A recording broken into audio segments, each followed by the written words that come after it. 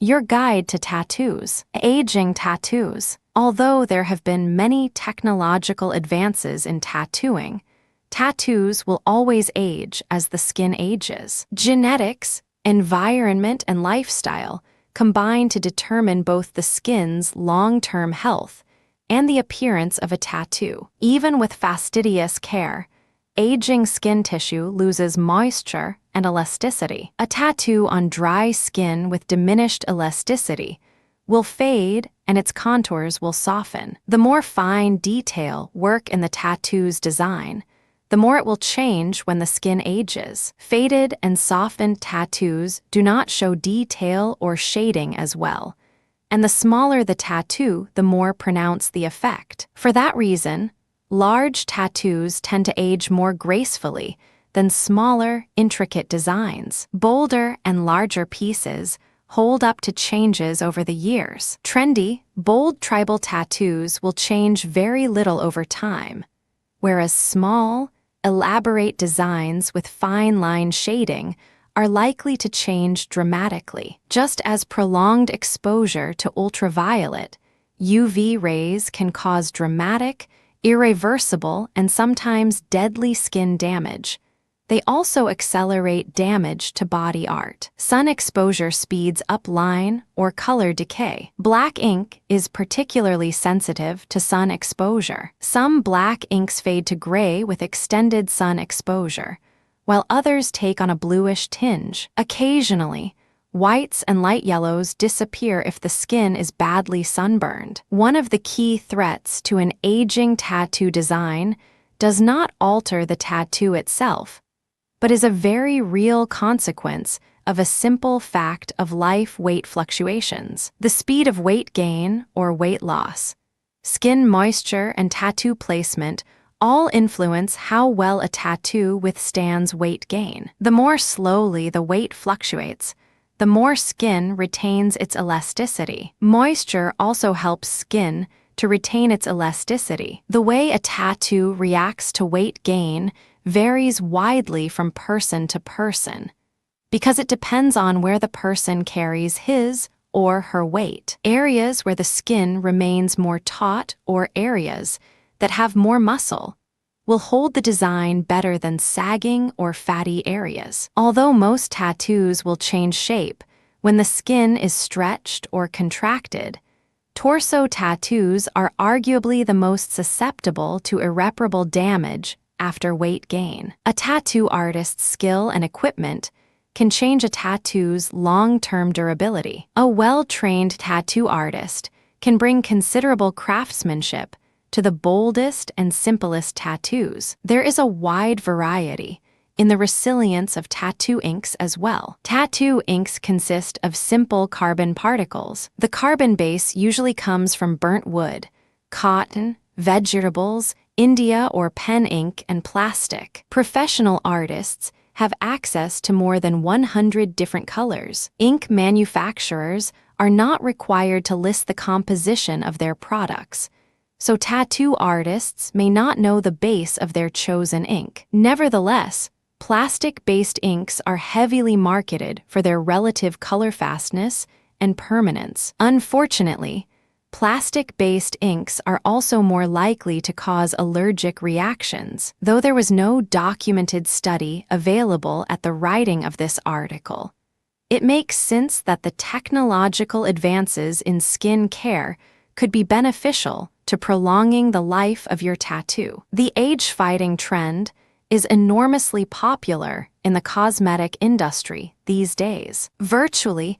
every major brand is getting in on it. There are all kinds of products claiming to lift, firm, and unwrinkled the skin. Some of them even claim to slow down, stop, or even reverse the aging process. Most of them really do work to some degree. If it makes the skin on your face look better, why wouldn't it make your tattoo look better as well? Frequently asked questions. For centuries, perhaps for longer than we know, tattoos have belonged to those on the fringes of society. They adorned pirates who sail the mysterious waters of the uncharted seas, gypsies who forsook the normalcy of steady work and calling the same spot home every night, people who did not conform to the way everyone else lived. Tattoos are often associated with bikers, gang members, carnival freaks, prisoners, and rock stars. Individuals perceived to fall into categories for which there is no place in the status quo. Are they the ones being rejected? Or are they rejecting the restrictive, binding mold that many think everyone should fit in? The 1960s brought about a series of social revolutions. The civil rights movement was coming to a boil, and women were carving out their place in the world. People not only became more aware of the flaws in their government and social structure, but were moved in mass numbers to do something to make them better. Tattooing became a little more mainstream because it moved people away from the norm in a time when the social structure was increasingly unpopular. In recent years, people are getting tattoos to fit in rather than to opt out, but some of the stigma remains. Information is the key to abolishing prejudices of all kinds. Take some time to review a few of the most frequently asked questions regarding tattooing. Q. Does it hurt? A. Well, it doesn't tickle. A needle is being repeatedly stuck in your skin, sometimes for hours. Most people aren't bothered by the discomfort enough not to get the tattoo. Of course, pain tolerance varies greatly from one person to the next, and placement of the design also makes a difference. Bony spots usually hurt more than fleshy spots. Q. How long does it take? A. That depends on many things: the size and amount of detail involved in the design, how long you're able to sit at a time, and the tattooist's schedule. If your design is large or very detailed, you may have to break it up into several visits. Q. Will I be more comfortable if I have a couple of drinks first? A. Absolutely not. Blaming a goofy tat on inebriation is probably just an excuse. Most tattoo shops won't even work with you if you've been drinking, unless you're passed out cold. And maybe even if you are, drunks tend not to hold still very well. Alcohol makes you bleed more than you would otherwise. The excessive bleeding is unhealthy and may keep the ink from depositing into your skin correctly, and sometimes not at all. Besides, getting a tattoo is an experience. Don't you want to remember it? Q. What's the least expensive tattoo I can get? A. Don't be silly. Would you trust a doctor who would take out your tonsils for a $5 bill? Of course you wouldn't. That tat will be with you for the rest of your life. Treat it like an investment. Choose your tattooist and design based on quality, cleanliness, and professionalism, not how much cash you happen to be carrying at the time. It will save you from making an impulsive decision. Q. How long does it take to heal? A. Usually a couple of weeks if everything goes well and you take care of it properly. You have to leave the bandage on for at least a few hours and wash the area with mild soap and water immediately after removing the covering. If you can't wash right away, leave the gauze on until you can. Always pat the tat dry, never rub. Do not pick at your scabs. Do you want to get an infection? Always keep a fresh tattoo moisturized. Your tattooist should be able to recommend a great product for that. Now you have a little more information, but these questions are just a jumping off place. There are many books on the subject if you need to know more. Or make an appointment with the artist you're considering to ask questions before you actually make up your mind. Disappearing tattoos. Perhaps the most identifying characteristic of a tattoo is its permanence. Think about it.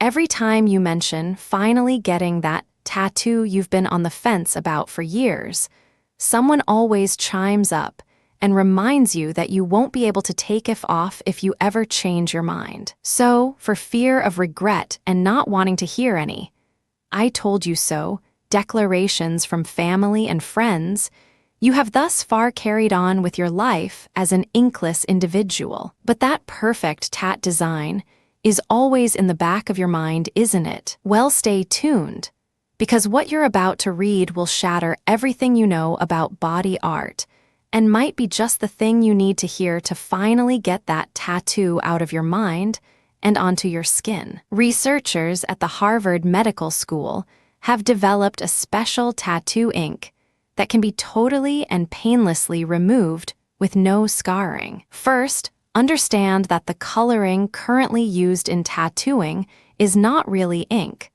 but various pigmenting agents ground up and mixed with a carrier solution. The solution serves a couple of functions: to sterilize the pigments and make them smoother and easier to work with. Though these inks fall into the category of things that could be regulated by the FDA, they are not. Ink vendors don't even necessarily have to disclose the contents of their products. There have been reports of carcinogens and other contaminants that can poison the body and even be fatal. The new ink is the first ever such substance approved especially for tattooing. The color is enclosed in tiny particles that are designed to contain it forever. So a tattoo done in this manner can be permanent if you want into. However, if you should decide that everyone else was right and you wish you hadn't got the tattoo, it can be easily removed. The pigments carrying particles can be broken down through a simple,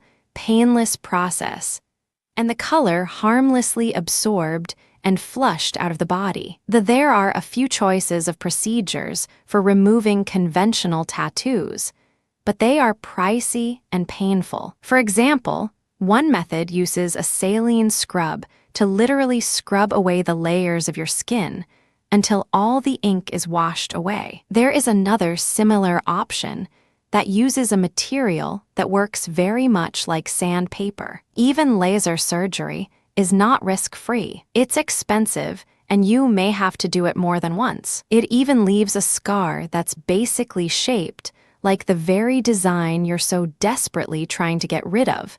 So instead of having an unwanted tattoo that people are always asking about, now they can ask how you got such an unusual scar. None of these methods are foolproof. All of them carry some risk and will not completely remove every trace of the offending body art. You will have traces of pigment left, if not a noticeable outline. If your tattoo is comprised of several different hues, it may require a separate treatment for each one. Unlike the new ink, which dissolves completely with no scarring or residual pigmentation, those involved in the tattoo industry like the idea of a clean ink, but are skeptical about it being temporary. They believe body art is a sacred tradition, made so in part by the fact that it lasts forever. They also feel that taking away the consequences will crowd their ranks with people who aren't serious about their art. The new ink is not expected to be on the market for another couple of years. The cultural significance of tattoos. For many people,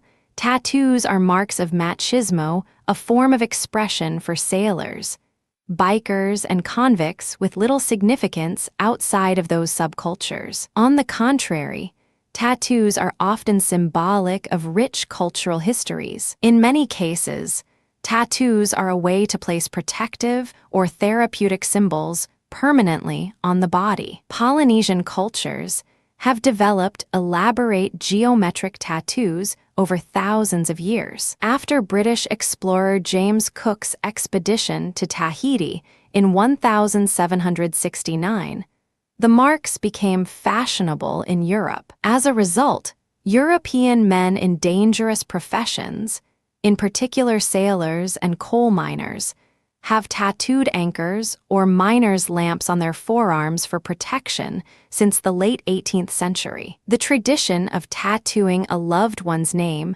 also developed during this time. In other cultures, tattoos mark people as part of specific social, political, or religious groups. In the Maori culture of New Zealand, the head is considered the most important part of the body. The face is embellished with elaborate tattoos, which serve as marks of high status. Each tattoo design is unique to the individual, as it conveys specific information about that person's social status ancestry, and skills. Men are given tattoos at various stages in their lives, and the decorations are designed to enhance their features and make them more attractive to potential wives. Although Maori women are also tattooed on their faces, the markings are concentrated around the mouth. The Maori believe tattoos around the mouth and chin prevent the skin becoming wrinkled and keep them young. Similarly,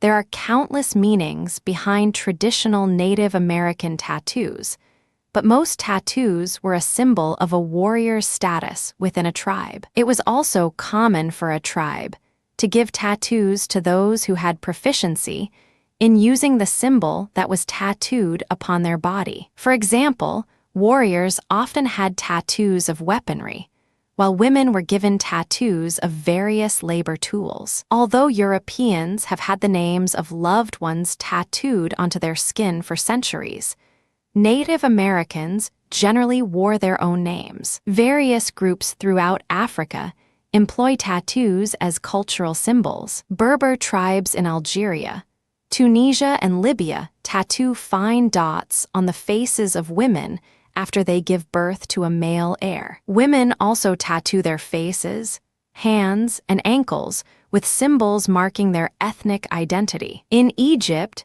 members of the Christian Copts sect bear small crosses on their inner forearms. The elaborate facial tattoos of Wadab, nomadic herders and traders in Western Africa, carry various meanings. Wadab women dot their temples, cheeks, and lips with geometric tattoos to ward off evil spirits. Men and women use black henna as a temporary tattoo covering entire hands, forearm, feet, and shin during weddings, baptism, and special holidays. At times, tattoos are a form of artistic expression. Modern Japanese tattoos are considered fully realized works of art. The highly skilled tattooists of Samoa consider tattooing both a craft and a spiritual awakening. They create their art with the same tools as were used prior to the invention of modern tattooing equipment. This process is seen as a spiritual journey,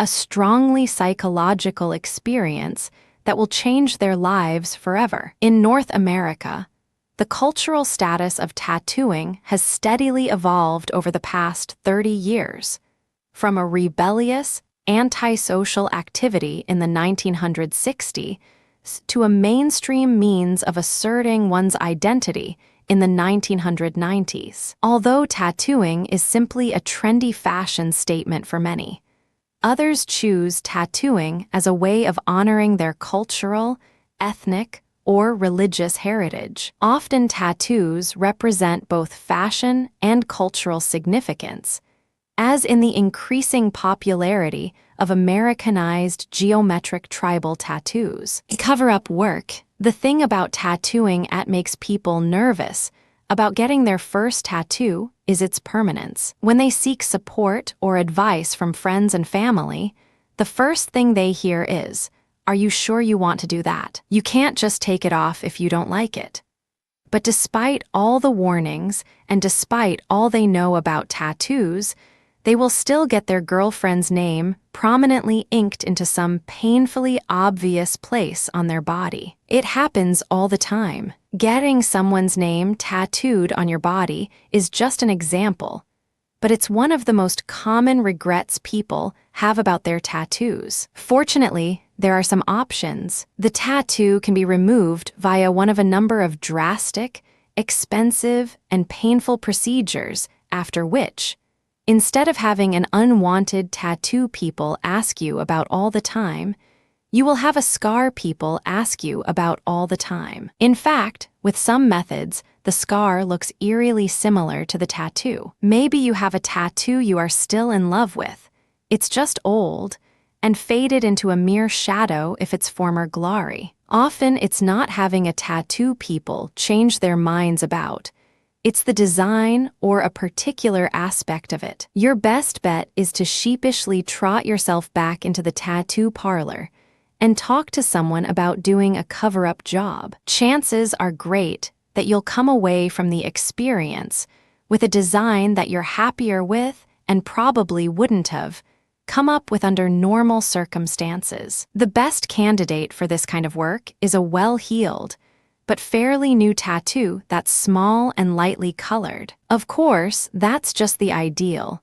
And if you had an ideal tat, you wouldn't be seeking a cover-up job in the first place. Don't worry if you don't fall into that category. There are some extremely talented artists out there. The internet is full of before and after transformations on former darkly colored armbands that are truly amazing. In every trade, some are decent at what that do, some are great, and some are just terrible. Tattooing is no exception. You need to do some pretty intense shopping around before climbing into anyone's chair. It's also important to remember, not every great tattooist is good at cover-up work. Ask a lot of questions and look at a lot of before and after shots before you make up your mind. The laziest way of covering up a name, for example, is blacking it out with a black box. No kidding, people actually do that. Your other and far more tasteful L choices are incorporating the current design into a different one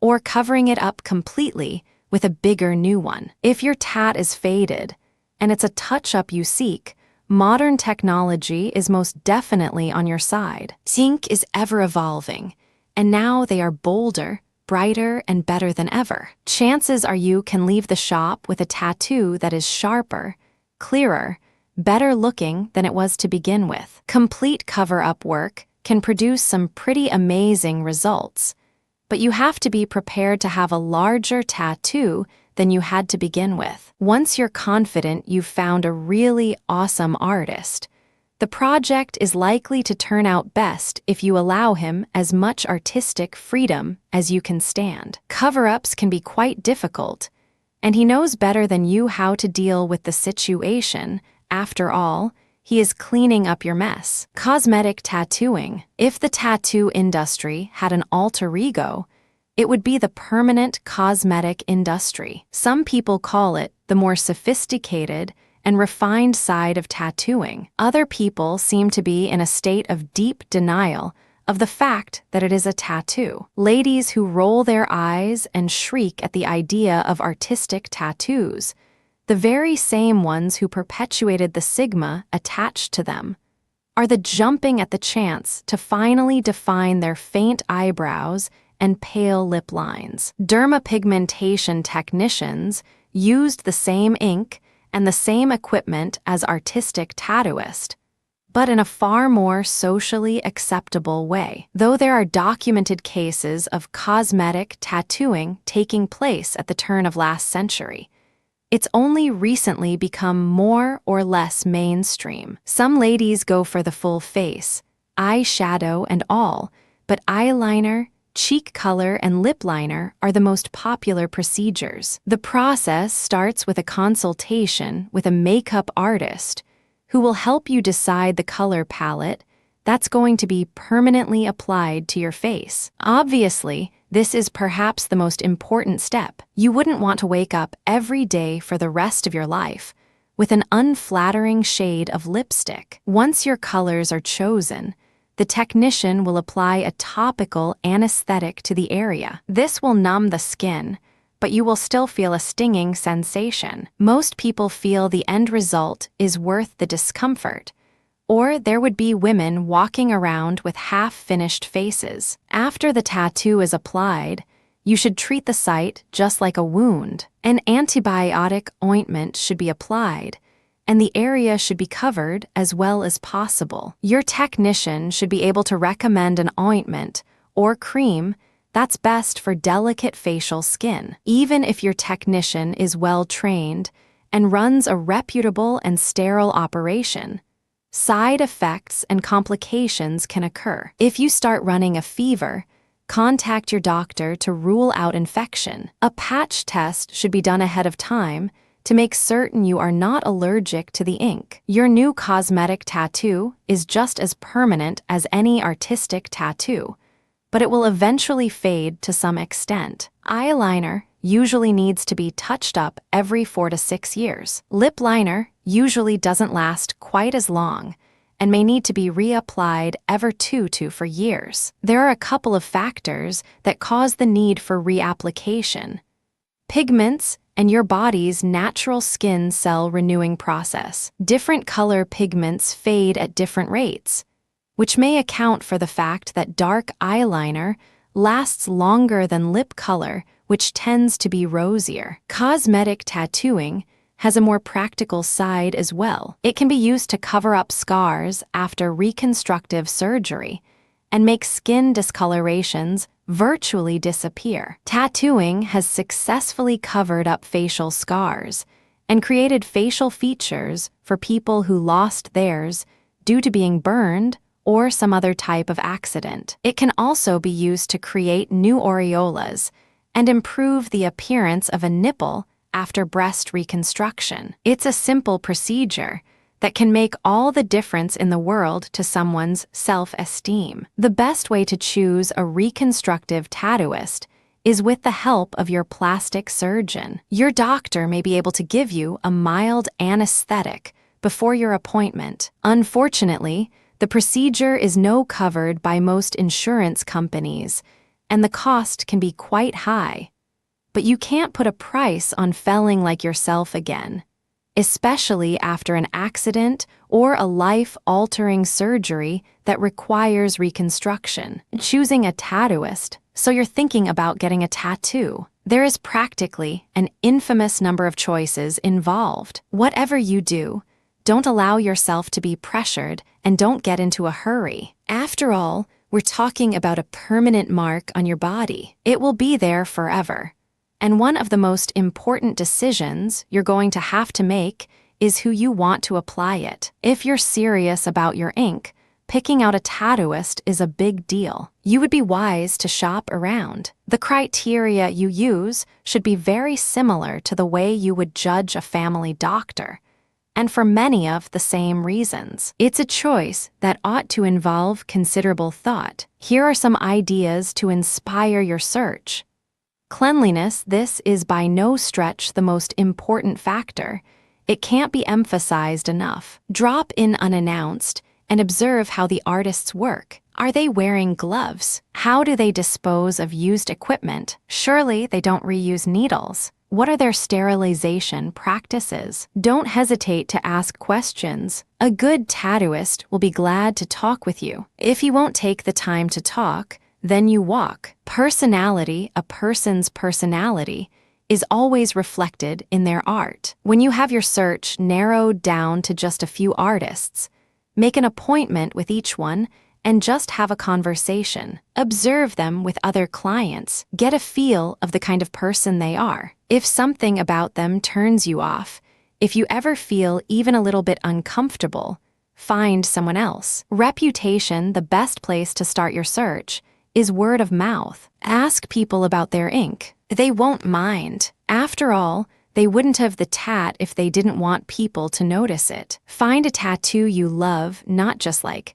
but love, and find out who's responsible for it. Then go find them. Relationship. When you find the artist you want, stop by for a visit a couple of times before you actually get to work on the tattoo. Don't stay forever, and don't get in the way. Form a relationship with the person who will be applying artwork permanently onto the only body you are ever going to have. It will be reflected in his work. Conventions. Tattoo conventions are a great way to see several artists work in one spot. However, don't plan on getting inked at the actual convention. The tattooists are away from their usual space and may not work as comfortably as they would if they were. Also, conventions are usually already booked well in advance. Style. After cleanliness, this may be the most important element. There are several different genres of tattooing, kind of like music. For example,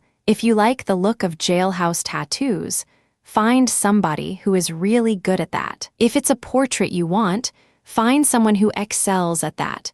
Prison records are a matter of public record. It just makes good sense. After all, you wouldn't ask Dolly Parton to rap, would you? This is by no means a complete list of things to consider, but it's a good place to start. This is not a decision to take lightly. Most people don't have the cash for a good tattoo readily available at any given time. It may be a good idea to more or less decide on a design, shop for an artist, and then use the time it takes you to save up for the project to really do some soul searching about the step you are getting ready to take. Celebrity tattoos. Celebrity tattoos have been a frequent topic in mainstream pop culture and the media since the early 1990s. Actors, musicians, and sports figures have gone under the needle, and their designs have inspired millions to do the same. Oscar-winning actor and budding humanitarian Angelina Jolie is also closely associated with her myriad of tattoos. Jolie is a dedicated tattoo enthusiast, collecting at least a dozen tattoos to symbolize various beliefs and life events. Jolie has made the dragon one of the most popular tattoos for women and sparked interest in traditional tattoo styles of Southeast Asia. Rapper, record producer, and actor 50 Cent is as noted for his body art as for his music. 50's tattoos cover his back.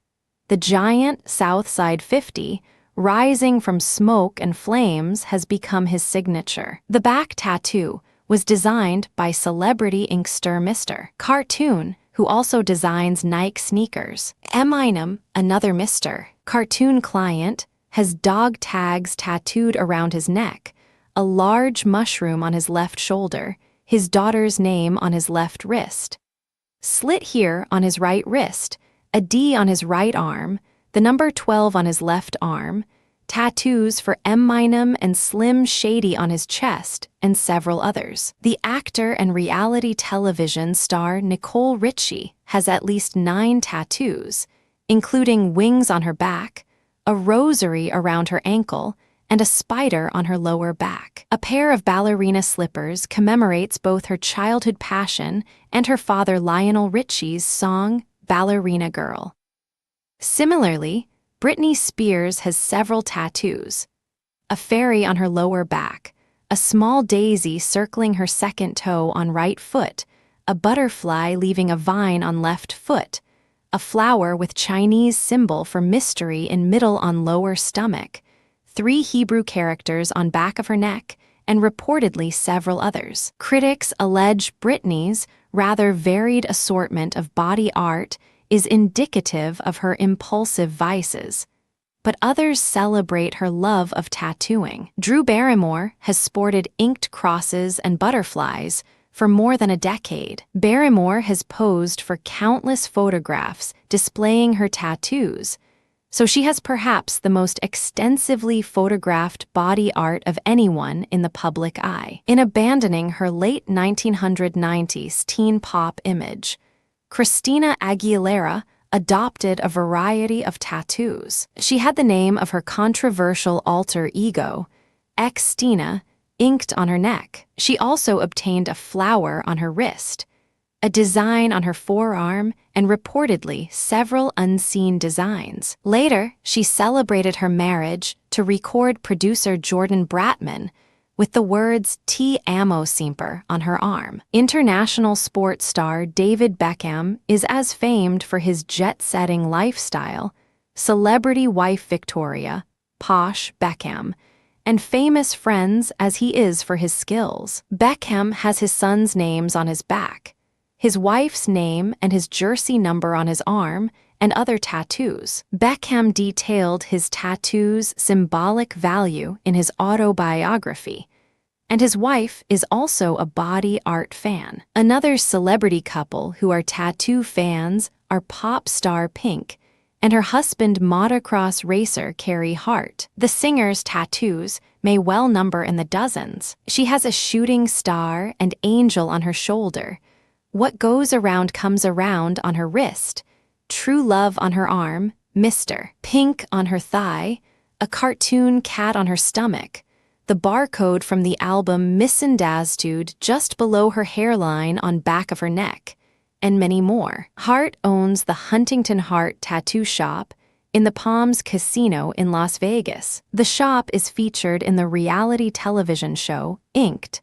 Branded for life, tattooing and social status, 12,000 years, has not altered the cross-cultural implications of tattoos. From the jungles of Borneo to dorm rooms at Harvard, their implications remain the same. Tattoos have always signified status. In Indochina, a woman's forearm tattoos made them desirable for marriage. Various designs demarked the wearer's station in life. Rich women wore delicate arm tattoos that looked like expensive gloves women buy today at Bloomingdale's. Warriors' tattoos showed how many lives they had taken in battle. Tattoos commanded respect and assured their wearer's status for life. Today, tattoos signify some personal trait or membership in either clan or society. The Hells Angels jealously guard their tattoo. Secret societies do the same. The aura of mystery and secrecy pervades the tattoo wearer, whether they repel or attract us. Whatever our reasons for asking, the question remains, what are they wearing, and why? Some believe a tattoo wearer possesses the spirit of his dragon, eagle, or flower. William Blake might have said the ferocity of the tiger belongs to others. Today, tigers, snakes, and bird of prey stalk unchecked in our midst. We might want to be careful whom we antagonize. Mediterranean civilizations used tattoos for espionage, slavery, and the demarcation of crime. A filthy practice that continues to this day. Japanese girls were tattooed as rite of passage to womanhood, and the Japanese tattoo assumed a religious significance. Western cultures have tattooed family crests for centuries. Pope Hadrian banned tattooing in 787 AD, but thrived in the British Isles until the Battle of Hastings, 1066 AD. William the Conqueror forced its disappearance from Western culture till the 16th century. Yet tattoos thrived in Japan, notably for marking criminals. First offenses carried a line across the forehead. The second, an arch, and the third, another line, the Japanese character for dog, the start of the 3 strikes and you're outlaw. The Japanese tattoo became an aesthetic art form with the bodysuit, a social reaction to strict laws. While royalty alone were allowed to wear ornate clothing, nothing stopped the middle class from wearing elaborate full-body tattoos that left the naked considered well-dressed. American tattoos were born in Chatham Square, New York City, a seaport and entertainment center attracting the affluent and the working class. Tattoo artists grew in respectability, and so too did the tattoo, flourishing as artist husbands tattooed their wives with their work and became their billboards. Cosmetic tattooing meshed with cheek blush, lipstick, and eyeliner. Cardinals fans might want to investigate Jim Edmonds. After World War I, tattoos began to symbolize bravery and wartime solidarity. With the Prohibition and Depression, tattoos became travelers' markers telling the story of where the wearer had been. Post-World War II America became disenchanted with the tattoo by its association with delinquency. Tattooing had little respect in American culture. The 1961 hepatitis outbreak all but destroyed any positive status the tattoo had earned. Lyle Tuttle changed the American attitude toward tattoos in the late 60s with media savvy and tattooing celebrity women. Scores of magazines rushed to him for information about this ancient art form. Toady, tattoos are more popular than they ever were. All classes of people seek them, and the tattooist is considered a fine artist. Political consultants, actors, and baseball players wear them proudly or sheepishly, but wear them nonetheless. While the status tattoo wearers enjoy is certainly less clear than it was 1,000 years ago, the status the tattoo itself enjoys is a popular, if confused one. Before you get your first tattoo, So, you've finally decided to jump off into the tattooed community and get some ink done. A new tattoo is fun and exciting, but it's a massive commitment. You need to do some serious soul searching and educate yourself. Getting a tattoo is an experience, and obviously one that's going to follow you everywhere you go for the rest of your life. Make sure you know everything you need to know to make it something you are proud of and not something you regret. Here's a partial checklist of things for you to think about in no particular order, because they're all important. The design, this is a huge deal. You don't want to pick something you're going to feel stupid about later. Think along the lines of something class, something that will always be cool to you. For example, if you run out and get a cartoon character tattooed on your ankle the first possible second you're legally old enough, are you still going to love Tweety Bird as much when you're 48 as you need when you were 18? The same goes for the name of a significant other and anything else you might grow out of. Sometimes you can get a temporary tattoo of the design you are considering, so you can wear it around a while before you commit. Consider every possible circumstance in which you may be embarrassed about that design, and make sure you're okay with it. The placement, there is absolutely nothing wrong with having an obvious tattoo if that's the way you want it. But you have to be aware that there is still a significant amount of stigma associated with them, and there will probably be consequences at some point down the road. Depending on your line of work, your employer may require you to cover up your tattoo while you are on the clock. If that's the case, or could ever be a possibility, you should think about putting it someplace that you can easily cover if you need to, but could still show off when you want to, like the chest, stomach, or back. If your tattoo contains nudity or some other social taboo, be prepared to be asked to leave some public places. When you get mad about it, remember you knew what you were getting into. The price, be prepared to shell out some cash. The cost of a tattoo can vary quite a lot, depending on the size, how many sessions it takes, if you choose some flash straight off the wall, or decided to go custom. It's a good idea to pick out your design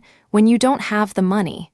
That way you have time to think about it while you save up. Don't settle for something cheap just because you don't have the money. You will always wish you would have just waited. The artist, perhaps the best way to pick an artist is by spotting some work you like and finding out who did it. It's almost always okay to ask someone about their tattoo. If they didn't want you to notice it, they wouldn't be showing it off. Once you know, visit their shop. Don't make a nuisance of yourself, but it wouldn't hurt to drop in a few times. Observe how the tattooists interact with their clients, and make sure to watch for telltale signs of sterilization. Is everybody wearing gloves? Do you see the autoclave? If not, then ask about it. If they are hesitant to answer any of your questions, walk out and keep looking. This is not even close to all the things to consider before getting inked, but they are a few of the biggest ones. Remember, the tattoo is the end result,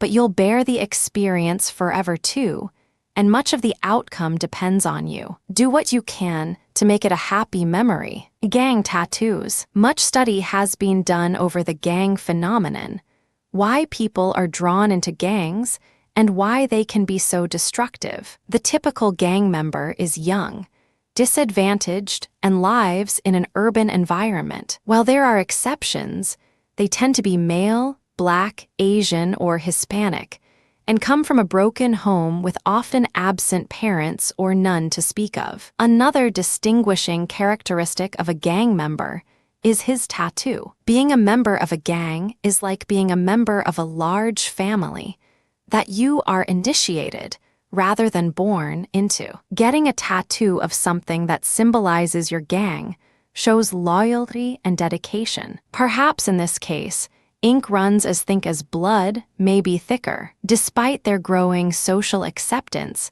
tattoos have long been a way to label those who rebel or don't fit into mainstream society, like prisoners, carnival workers, bikers, pirates, and gypsies. The Japanese often used tattoos as part of a criminal's punishment, branding him so everyone he encounters will know not only that he broke the law, but the nature of the crimes he committed. Besides getting inked in the usual places, like the arms, chest, back, and legs, gang members often get tattoos in more conspicuous and less popular areas such as the hands, face, neck, and skull. Tats like these not only show their allegiance to the gang, but also demonstrate that they've turned their back on society at large. The larger and more prominent the design, the more clout its owner has within the gang world, and the less credibility they have with mainstream society. Unfortunately, street gangs are synonymous with criminal activity, especially illegal drugs, weapons, and the sex trade. Because of their illicit lifestyle, jail time is something they should probably plan for. If a gang member hasn't been tattooed yet, he'd better hurry and get one before he's shipped off to the pen. Tattoos are invaluable to the prisoner. While they run the risk of being identified by a rival gang member, they will also get the notice of members of their own gang within the prison population. This means there will be people around that have their back. Being associated with the gang goes a long way to ensuring their safety behind bars. The tattoo will also let other prisoners know what his status in the gang was on the outside. Respect is paramount to prison survival. If you don't have a tattoo, you have no credibility. Either you aren't dedicated enough to your gang, or you aren't in a gang and are just trying to pose as a gangbanger for protection. Either way, you better watch your back, because no one is going to trust you. If you go in the big house with no ink, you'd better come out with some. Most gang-related tats would simply say the gang's name and territory. But there are some more generic symbols common to gang members that aren't necessarily restricted to a particular gang. One is the Pachuco cross, a simple crucifix with 3 small dots above it, usually placed on the hand between the thumb and index finger. This design is used by Hispanic gangs and stands for My Vida Loco, or My Crazy Life. Southeast Asian gangs have adopted a similar symbol, 3 dots on the hand standing for the phrase "to o Kanjika," or I care for nothing. The very same symbol identifies a Cuban gangster as a competent thief. The stigma associated with tattoos may have lessened, but they still remain a powerful aspect of a person's character. In no situation is this more true than in a street gang. Generational trends in tattooing. Time passes, and with it, the fads and trends that accompany each decade revolve in and out of the background. However, they say that everything old becomes new again, and that often becomes obvious as our kids start showing up in our old, thrift store cast-offs thinking they are the next big thing. The same is true of body art. Just like blue jeans, tattoo styles have changed through the years, but they are still a classic staple. Let's explore the generational trends in tattooing. There's nothing good about war, though it's a necessary evil. World War II was fairly popular, as wars go, and there was no shortage of men lining up to enlist. The Lady Luck tattoo was widespread among the military men. She was beautiful and appeared in all stages of dress, surrounded by lucky talismans like 4-leaf clovers, 8 balls, and rabbits' feet. She was believed to bring luck to the wearer, and who needs luck if not a soldier on his way to war? The Lady Luck was not particular to any one branch of the military. Generally speaking, service tattoos mark an entire generation, whether it's bluebirds on the chest of a sailor, an anchor on his forearm, or Semper Fi on the shoulder of a Marine. They are a proud symbol of his service. Today's armed forces still participate in the rich tradition of military tattooing.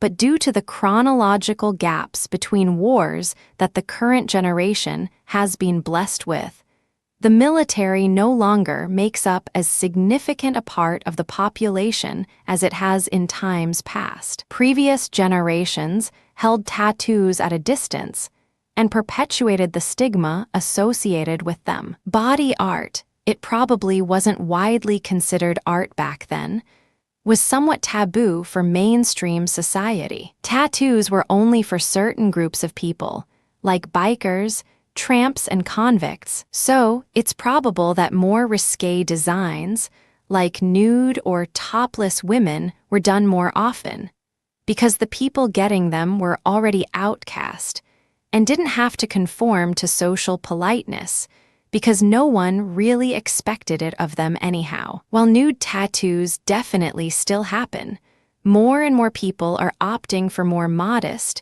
and less visible body art. This trend is probably supported by the fact that tattooing isn't confined to such specific segments of the population. Today, there's a host of doctors, lawyers, accountants, and other professionals who want to get their ink done, but don't want to risk hindering their employment options or need to comply with a dress code or a particular image. In the 1990s and early 2000s, tribal tattoos reached the height of their popularity. Contrary to popular belief, there's really nothing ethnically significant about such designs, other than they are loosely inspired by the elaborate tattooing practiced by the people of the Polynesian Islands. Tribal tattoos are characterized by heavy, bold black lines in patterns that often feature prominent jagged points. There was a time when women didn't ever get tattooed, especially nice, respectable ones. My, how times have changed. Not only do ladies get inked, but all kinds of ladies get inked. The lower back tattoo has been an overly popular choice for ladies in the last few years. Girls chose designs ranging from the ultra-feminine butterfly or a dainty little flower, all the way to heavy Celtic knots and more. Every tattoo makes a statement. The lower back tat says, "I'm still following the crowd, just the alternative one." There are a lot of things that cause a rift between the younger generation and the older one. Often the one doesn't understand where the other is coming from. The clothes are different, the music has changed, but tattoos are a cultural phenomenon that bridges the gap. Health risks in tattooing. Of course, it's exciting, but getting a new tattoo is something to take very seriously. People get caught up in choosing the placement and design, which shouldn't be underestimated, because it's going to be on your body full time, everywhere you go, for the rest of your life. However, your first consideration should be the fact that you're about to undergo an invasive procedure that is going to break your skin and insert a foreign substance. No matter how careful you are and how clean the shop is, things can still go wrong. In the tattooing process, a needle connected to tubes of dye pierces the skin repeatedly, inserting tiny ink droplets. The process causes a small amount of bleeding, and there may be redness and swelling of the area that should disappear in 2 or 3 weeks. This is an expected side effect of the tattooing process. However, several complications can result from tattooing: infection, removal problems, allergic reactions, granulomas, keloids, and MRI complications. Tattooing equipment and needles can transmit infectious diseases if not sterilized properly. It is extremely important that all tattooing equipment is clean and sterilized before use. Even if the needles have not been used, the most conscientious tattoo artist cannot thoroughly sterilize older tattoo guns. The design of older equipment makes full sterilization impossible, which can contaminate the needle. If the equipment used to create your tattoo is contaminated with infected blood, you can contract a number of diseases, including hepatitis C, hepatitis B, tetanus, tuberculosis, and HIV. In addition, you must care for the tattooed area properly during the first week to avoid bacterial infections. Redness, warmth, swelling, and drainage are all common signs of an infection. Some skin infections resist antibiotics and can lead to pneumonia, bloodstream infections, and necrotizing fasciitis. Allergic reactions to tattoos are relatively rare, but the concentrated tattoo pigments can cause a reaction. These can be very dangerous because the damaging pigments are often hard to remove. Cadmium sulfide in some yellow tattoos can cause reactions when they are exposed to sunlight. Phototoxic reactions normally appear as swelling and redness around the tattoo site. This can also occur in red tattoos because cadmium sulfide is added to brighten red tattoo pigment. Occasionally, people develop an allergic reaction to tattoos they have had for many years. Red pigment is the main cause, but green and blue pigments can also cause late reactions. Granulomas are nodules that may form around material that the body perceives as foreign, such as particles of tattoo pigment. Some pigment colors are more likely to cause granulomas than others. Red, green, blue, and purple pigment tattoos are most often associated with granulomatous reactions. Keloids may form any time you injure or traumatize your skin, and tattooing is a form of trauma. However, keloids occur more frequently after tattoo removal for all but those most prone to keloid formation. Occasionally, tattoos can react poorly during other medical procedures. Some people have experienced swelling or burning around tattooed areas during magnetic resonance imaging, MRI. Tattoos may also interfere with the quality of the image. This is most common when a person with permanent eyeliner undergoes an MRI on their eyes. Although mascara produces a similar effect, it can be removed easily. Similarly, items related to tattooing often cause complications, even when the tattoos themselves do not. Many tattoo artists use latex gloves, which can cause a reaction for those allergic to latex. Similarly, tattoos carry a risk of anaphylactic shock in those who are susceptible, but this reaction is very rare otherwise. Henna tattooing: are you thinking of getting inked, but not sure you're ready for the commitment? Consider a henna tattoo. It's the best way to avoid permanent ink without looking like you wimped out. The tall shrub like henna plant grows in dry, arid climates. Much of the world's henna supply comes from Egypt, Sudan, and India, but it's cultivated in some African and Middle Eastern countries as well. In Pakistan, the plant tends to be known as mentai. The plant is ground into powder and made into a paste that will temporarily stain the skin. Leaves are harvested from the plant just as the pink and cream-colored buds start to bloom. The flowers can be used for perfume, and the leaves are hung to dry. It's important to keep them out of direct light. Allowing them to air dry in semi-darkness will preserve their skin-staining qualities. The paste consists of the powder and a substance usually referred to as a developer. Hot water is by far the most common developer. Some henna artists swear by additives such as lemon juice, various kinds of tea, and certain essential oils. Henna will start staining the skin upon the initial contact, as well as any soft surface it comes in contact with.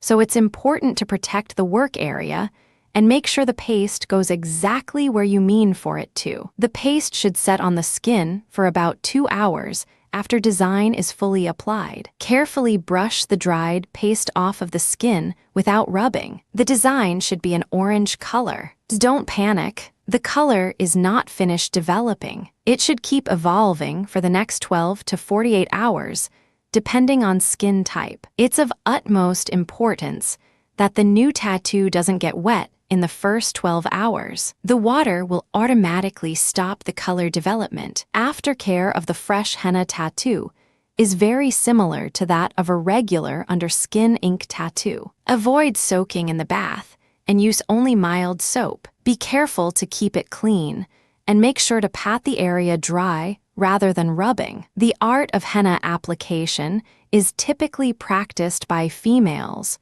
or at least there is very little documentation that proves otherwise. Henna tattoos are traditionally applied to the hands, including the fingernails, and the feet for ceremonies and celebrations such as weddings and festivals, especially religious ceremonies. The earliest documented use of henna as body art dates back to the ancient Egyptians. Mummies uncovered in archaeological digs have revealed signs of henna use, not only on the hands and feet, but as a hair dye and possibly even a conditioner. There is evidence that pharaohs were often hennaed, and that specifically hennaed hands may have been perceived as a status symbol among the ancients, signifying prosperity. In other parts of the world where henna application is popular, it's used without respect to social or economic boundaries. Peasants are just as likely to be tattooed as royals. Henna crosses many diverse cultural boundaries,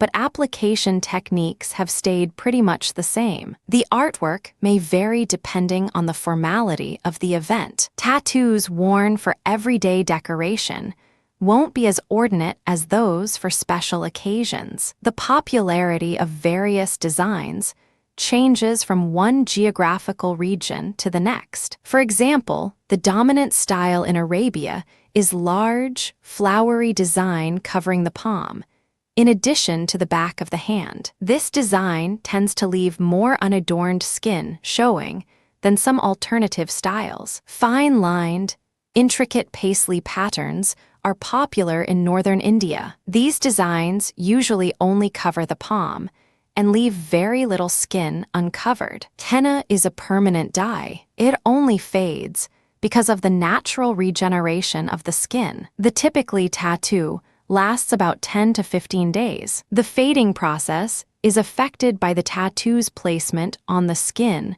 and the lifestyle of its wearer. The history of tattooing. The population of those with inked or colored skin is growing by leaps and bounds. In recent years, tattooing has become much more mainstream. But what is a tattoo? Where did they begin? Tattooing is the process by which colored dyes or inks are inserted beneath the surface of the skin with some type of sharp tool. In today's Western world, tattoos are most often done with a motorized needle. In other countries, however, tattoos are inflicted on a person with a homemade instrument, by hand, over a period of several days, sometimes months. In such cultures, the art of tattooing has not changed for thousands of years. Archaeologists have reported finding tools they think were most likely used for tattooing in many digs all across the continent of Europe. The objects are round and flat. They are made of clay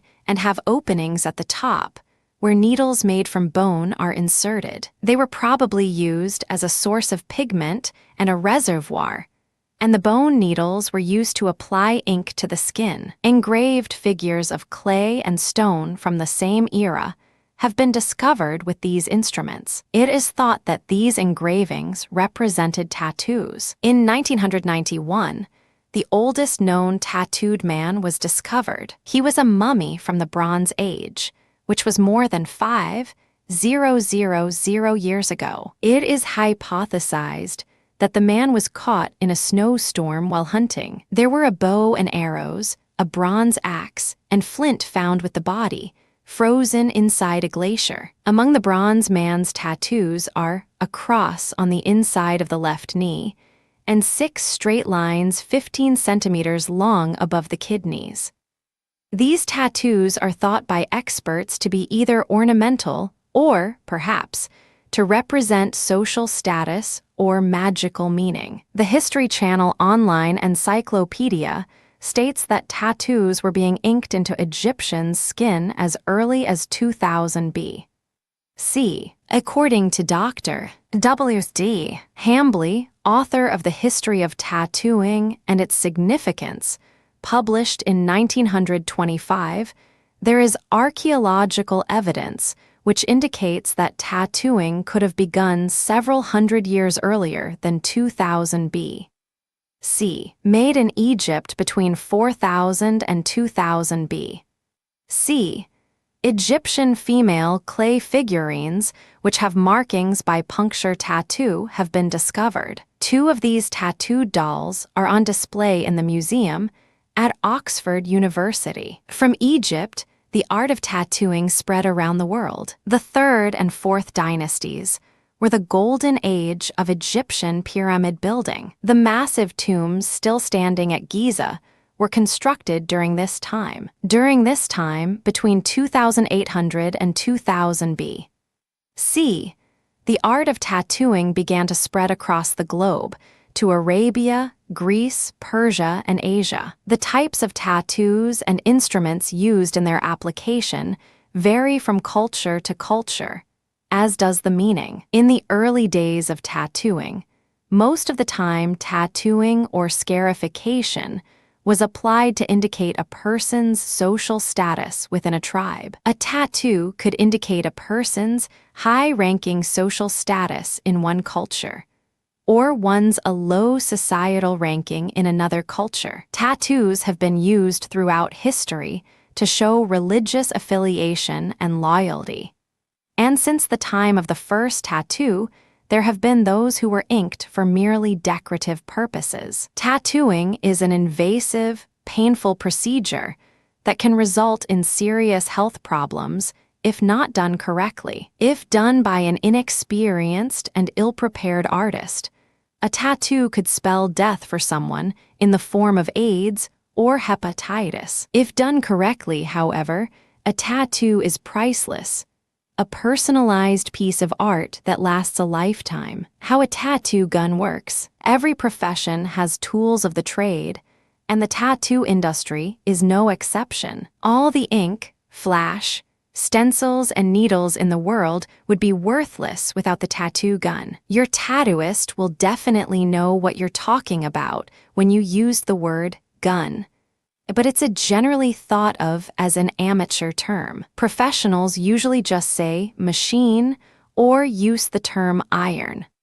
The first tattoo machines were based on something Thomas Edison, that's right, that Thomas Edison invented in the year 1876, called the autograph engraver. The device was originally meant to be an engraving machine. The design was improved upon some years later by a man named Samuel O'Reilly, who came up with a needle and rod system and ink reservoir. The modern-day machine has evolved quite a lot since O'Reilly's version. The first apparatus resembling the current model was so heavy.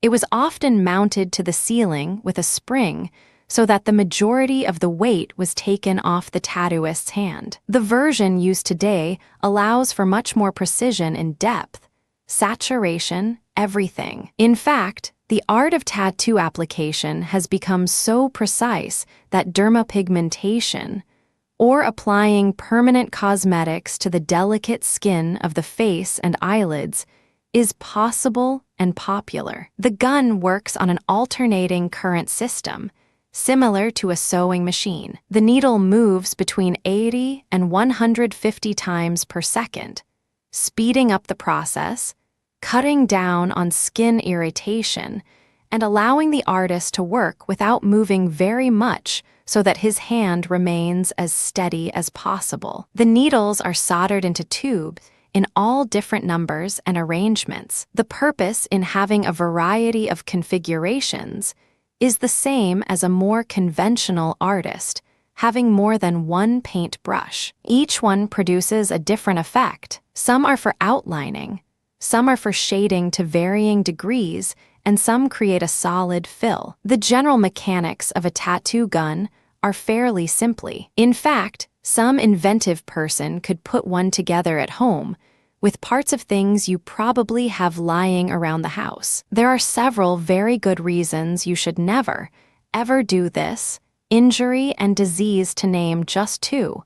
But since when has that stopped everybody? For the sake of discussion, here's a list of supplies you might use if you were going to build one http://www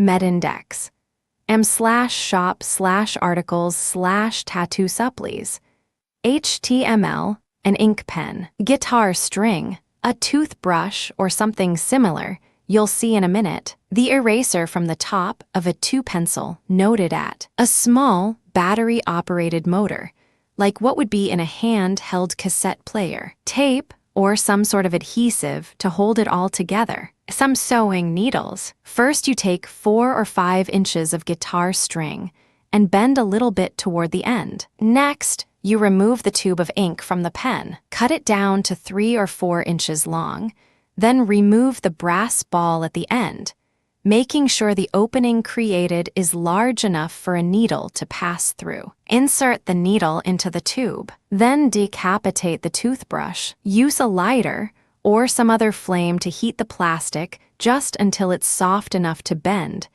and then do so in an L shape. Use your adhesive of choice to join the tube/needle combo to the long end of the L. Gently push the eraser onto the motor's shaft, getting it as centered as possible.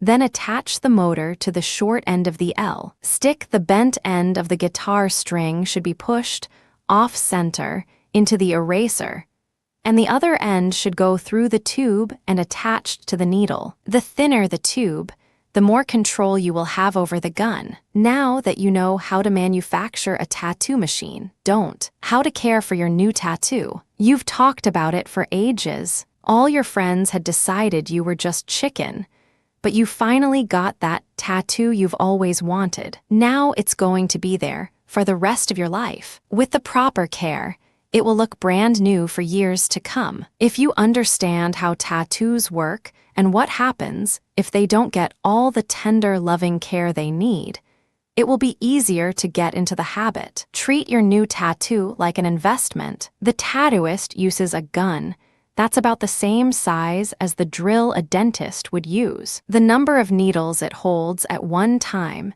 depends on how much ink needs to be deposited to achieve the desired effect. Your skin has 2 layers, the dermis and the epidermis. The epidermis is the surface layer, and the dermis is underneath. The ink is deposited about 1 millimeter under the skin in the dermis. Your tattooist will bandage his newest work of art before you leave his shop. Leave it wrapped up for at least 10 to 12 hours. This protects it while the skin is its most vulnerable and gives it time to properly scab over. Once the bandage is off, don't cover your tattoo up again. Rebandaging can trap foreign particles such as dirt and lint under the gauze, irritating your skin, increasing your chances for infection. There are as many recommendations for tattoo lubrication as there are tattoo shops, but a few facts hold true. Petroleum-based products used to be the aftercare of choice,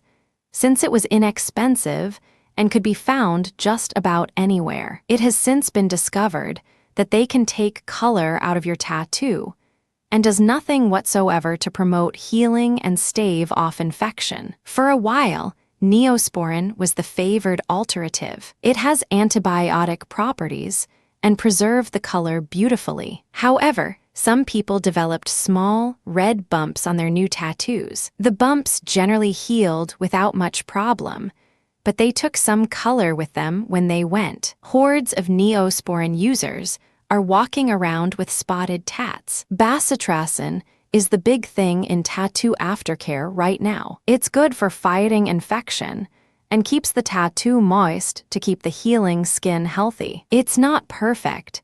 Some people still have allergic reactions. There's no one thing that will work perfectly for everyone. A&D ointment or micotracin are good alternatives. A&D is a great choice for people who don't do well with antibiotic ointments. While it doesn't have infection-fighting properties, it does have vitamins that promote healing. Unless you're prone to infection, keeping your tat clean should be enough. If your immune system is compromised for any reason, you don't need to get a tattoo anyway. Wait until you're back up to speed. Whatever your choice of ointment, use it frequently. Don't ever let your fresh tattoo dry out. Keeping the tat moist will keep your scabs from falling off too early. Eventually, the tattoo will develop a layer of dry skin over the top. Resist the urge to peel or scrub it off. That's just another way to get it infected. Let it fall off naturally. Don't scrub or scratch your new tattoo. Don't pick at the scabs. They are nature's way of protecting newly traumatized skin. Picking them off is not only gross,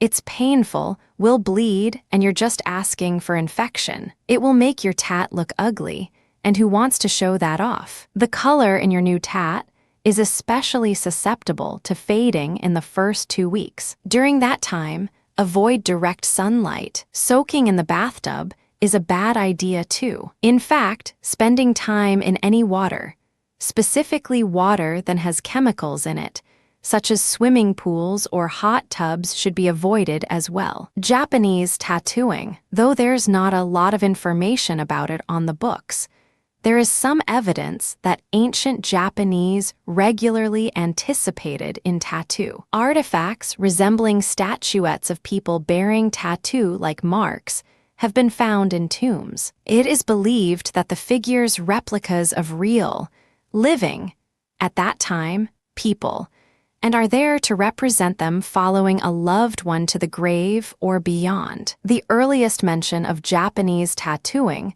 is actually in Chinese accounts around 297 AD. The Chinese spoke of it in derogatory terms because they thought the practice was for the uncultured savages. Eventually, Chinese culture started infiltrating Japanese society to a significant extent, so that the art of tattooing was degraded into a form of punishment. In one area, the symbol for the word dog was commonly tattooed on the offender's forehead. Other symbols used were double lines, crosses, and circles. The designs were usually places on the face, or noticeably on the arms, so that the person was obviously and irreversibly branded a criminal for the rest of his life. The tattooed often lived as lepers on the outskirts of society. No one would hire them do business with them. They were rejected by their friends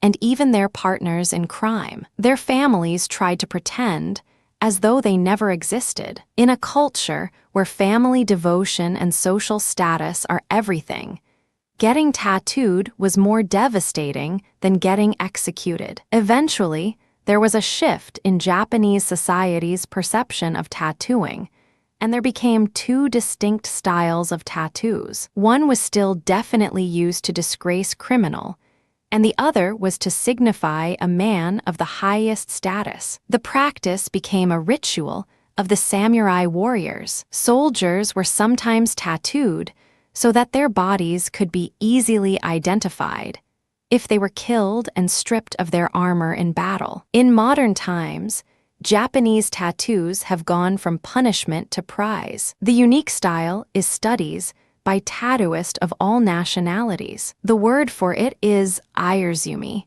which literally translates insertion of ink. Though some Japanese tattooists have adopted the faster American style of tattooing with an electric machine, it's traditionally done by hand. The design is drawn or painted on by the artist, and then the ink is meticulously tapped into the skin by striking a small, sharp instrument into the flesh with a hammer. Though Japanese tattooing is now a highly celebrated art form all over the world, it still has strong ties with the criminal element in their culture. One of the most widely recognized characteristics of the Yakuza, the Japanese mafia, is their tattoos. The more elaborate the designs, the more powerful the mobster. Full-fledged members are encouraged to have full-body suits. Much like American street gangs, The Yakuza view extensive tattooing as a test of a man's strength, loyalty, and masculinity. Being of common ink lends a sense of solidarity and unity to the group. However, the practice is fading, as the newest generation of Yakuza have come to realize that getting away with organized crime is much more lucrative than looking cool while you do it. The distinctive tattoos tend to draw attention in a business where it's better to blend in. They also make it easier for victims to identify someone as a mobster, and maybe even as an individual. Today, most Yakuza have shed the idea of traditional pictorial tattoos in favor of more simple line drawings or phrases. But tattooing is still going strong in organized crime groups of all nationalities and cultures. It runs as deep as ink into skin. Kinds of tattoo ink. He-tattoo culture often refers to the process as getting work done or getting inked. The truth is, the solutions used to color the skin is not ink at all, but pigment suspended in a carrier solution, in most cases, water. The function of the carrier solution is to clean the pigments and keep them well mixed and smooth so that the application is easier and more comfortable. Sometimes the carrier is a mixture of a couple of things. Other commonly used, and probably the safest carriers, are Listerine, witch hazel, ethyl alcohol, propylene glycol, and glycerin. It pays to ask what kind of carrier the tattooist is using. You wouldn't believe the things some unscrupulous scratchers would put into your skin. Here are some you should be aware of. Denatured alcohols. These can burn the skin and are toxic, even if you don't show any initial reaction. Rubbing alcohol. Toxic. Ethylene glycol antifreeze falls into this category. Various detergents. There is a common belief that the pigments used are vegetable dye. While that's probably true some of the time, metal salts are more commonly used, and sometimes even plastics. The earliest known pigments were pure, ground-up pigments. As stated above, the ones used today come from several different substances, namely plastics and metals. Plastic-based colors produce the most vivid colors, but more people report reactions to than the other inks. Blacklight tattoos are a recent fad. The tattoo appears to be very faint or totally invisible in regular light, but shows up under a black light. The craze has really caught on, with black lit clubs and bars. However, the ink that makes it all possible is new and unproven, and may be something to be wary of. Some it could be toxic or even radioactive. Alcohol is good for sterilization, but there are a lot of other risks involved. It makes the skin more permeable, so more chemicals are allowed into the bloodstream than would be normally. It also causes more bleeding, and the ink may not stay in the skin as well as it should, leading to a spotty tattoo. It's also a promoter, binding with pollutants and carcinogens to make them even more harm than they would alone. That means if the pigments aren't absolutely pure, the alcohol could bind with an impurity that may pass through your system on its own and wreak havoc on your body. Tattoo artists have a choice to either mix their own inks or to buy them premixed. Purchasing them from a well-established and reputable supplier is usually pretty safe. They aren't going to intentionally risk their business and their future profits by selling something that could bring legal action against them. However, the Food and Drug Administration doesn't regulate such things, so they aren't obligated to supply a list of ingredients. You're more likely to find out exactly what's in the ink if it's mixed on the spot by your artist, but it is up to him if he fills you in or not. That's right, they don't have to tell you anything. Such things are protected as trade secrets. If you have had allergic reactions to certain metals before, say to the nickel in a pair of earrings or faux gold jewelry, Mention it to the artist before you actually go in for the ink. He should know if you might have a reaction to the ink. He might even be able to mix the ink in a different way that is less likely to aggravate your allergies. Learning to tattoo. So you think you want to be a tattoo artist? You had better be good at it. There is a whole lot of pressure involved. People are going to be paying you quite a bit of money to apply a design to their skin that not only has deep sentimental value to them, but is going to be there for the rest of their lives whether you do a good job or not. There's no one way to become a tattooist, but there are probably some ways that are better than others. Let's take a look at what's available out there and weigh the options. Apprenticing involves working alongside an experienced, professional tattoo artist in a functioning shop. It's a good way to not only learn the art, but learn the business as well. It would be hands-on experience. You would have the chance to learn by actually doing instead of just reading about it. They probably aren't going to train you for free, but if you don't have the money, there's a couple of different ways to work it out. You could do some work around the shop, like clean up and empty the trash. To cover the costs, if you have some other kind of skill to offer, you can do that in trade, like keeping the books or doing in their taxes. You might even be able to work out a combination of these ideas. Academic schooling, when you're talking about putting something permanent into people's skin, they will carry everywhere they go for the rest of their lives. It's not enough to know how. You have to be able to produce the results. Most people don't just pick up a tat gun one day and decide to be a tattooist. Most of them started off with natural talent that they work to develop over the course of their lives. Many have a degree in some art-related field, so at least taking some art classes would give you a foundation to start from. Books, tapes, etc. Think about it. You could cosmetically mutilate for life if you don't have the proper training. It may be entirely possible come out of such a course the best tattooist who ever lived.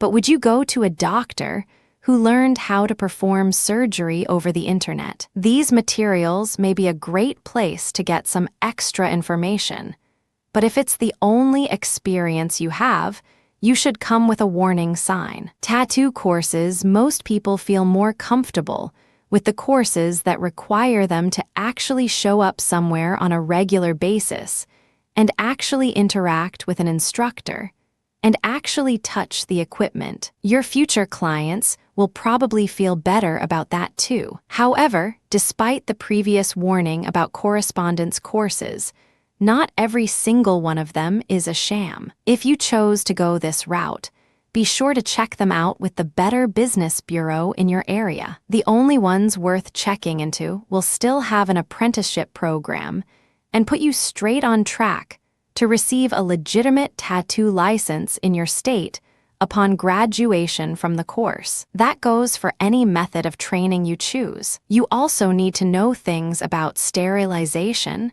pathogens, and blood-borne diseases, so a course in microbiology wouldn't hurt either. Learning to tattoo is a huge commitment, and you need to have some realistic expectations. Just reading a book, watching a video, and picking up a tattoo gun isn't going to make you a tattooist. It takes practice and dedication. Even if you are the most artistically talented tattoo artist, that's no guarantee you are going to be a success. There's more to it than that. You have to have some business sense and know how to manage finances, staff, and marketing. Marriage tattoos. Tattoos have long been a medium people use to pledge their undying love for each other. In the United States, we tend to associate hearts with love.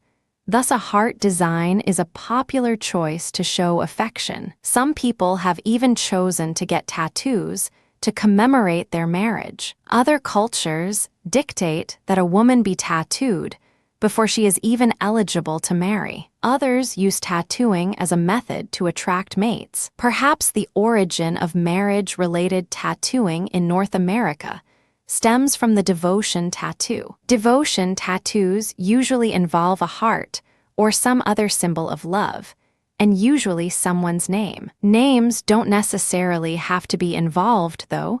Something else could be used to symbolize the devotee, like a favorite flower or something to do with her interests. Tattooed wedding rings have been around for centuries, but their modern celebrity status has given them a new lease on being hip and trendy. Back in the mid-1990 rocker, Tommy Lee wed Pamela Anderson of Baywatch fame. Unfortunately, the union didn't last as long as the matching tattooed bands on their ring fingers. Fashion model Mia Tyler, daughter of Aerosmith Steven Tyler, and her musician husband, David Buckner, also have tattooed bands. Although tattoos in place of actually rings sounds extreme and absurd, it may actually have some practical advantages. Some people, like doctors and nurses, have professions that require them to wash their hands all the time. A tattooed ring would mean they can do so without having to bother with taking their wedding band on and off repeatedly and risk losing or forgetting it. Others have jobs that have certain risk factors associated with wearing jewelry, like oil field worker, mechanics, and others who deal with heavy machinery on a regular basis. Conventional rings can get caught on the machine's moving parts and cause damage, and maybe even the loss of a finger. The ring finger has a tendency not to heal as well as other parts of the body, so the design may turn out a little blurry. Not all marriage tattoos have to be permanent to be important. The Hindu religion mandates they couple, especially the bride-to-be, be decorated with henna tattoos for the ceremony, or their union will not be considered official. The word mehendi is often used in place of henna and is synonymous with the word marriage. Its reddish color is symbolic of good luck and prosperity a new bride is going to bring to the family she is becoming a part of. The designs are usually placed on the hands and feet by the bride's female relatives during a ritual performed the day before the wedding. At least one, the groom's hands, is usually decorated for the ceremony as well. In other cultures, a woman is not considered worthy to marry unless she is tattooed, because it's believed if she can't take the pain of getting extensively tattooed, then she might never be able to stand the even more intense pain of childbirth. By the same token, an untattooed man isn't worth marrying, because if her can't endure the discomfort of getting inked, he is not going to be a good worker, so he can't provide well for his family. He will probably be considered an incompetent warrior. In many ways, picking out a tattoo design is much like looking for a spouse. Your tattoo will be your ever-present companion in good times and bad, in sickness and health, for richer and for poor. Pretty much the same rules apply. Sometimes a tattoo outlasts the relationship it was meant to celebrate, and the 2 or 3 more. Much like a marriage gone wrong, divorcing a tattoo will also leave you hurting, broke, and scarred. Memorial and devotion tattoos. One of the most classic tattoo images is a heart with the word "Mom" inscribed in it, because it's often with our maternal caregiver that our initial sense of devotion forms. Mom is supposed to love you no matter what. This kind of design is an example of what's referred to in the business as a devotion tattoo.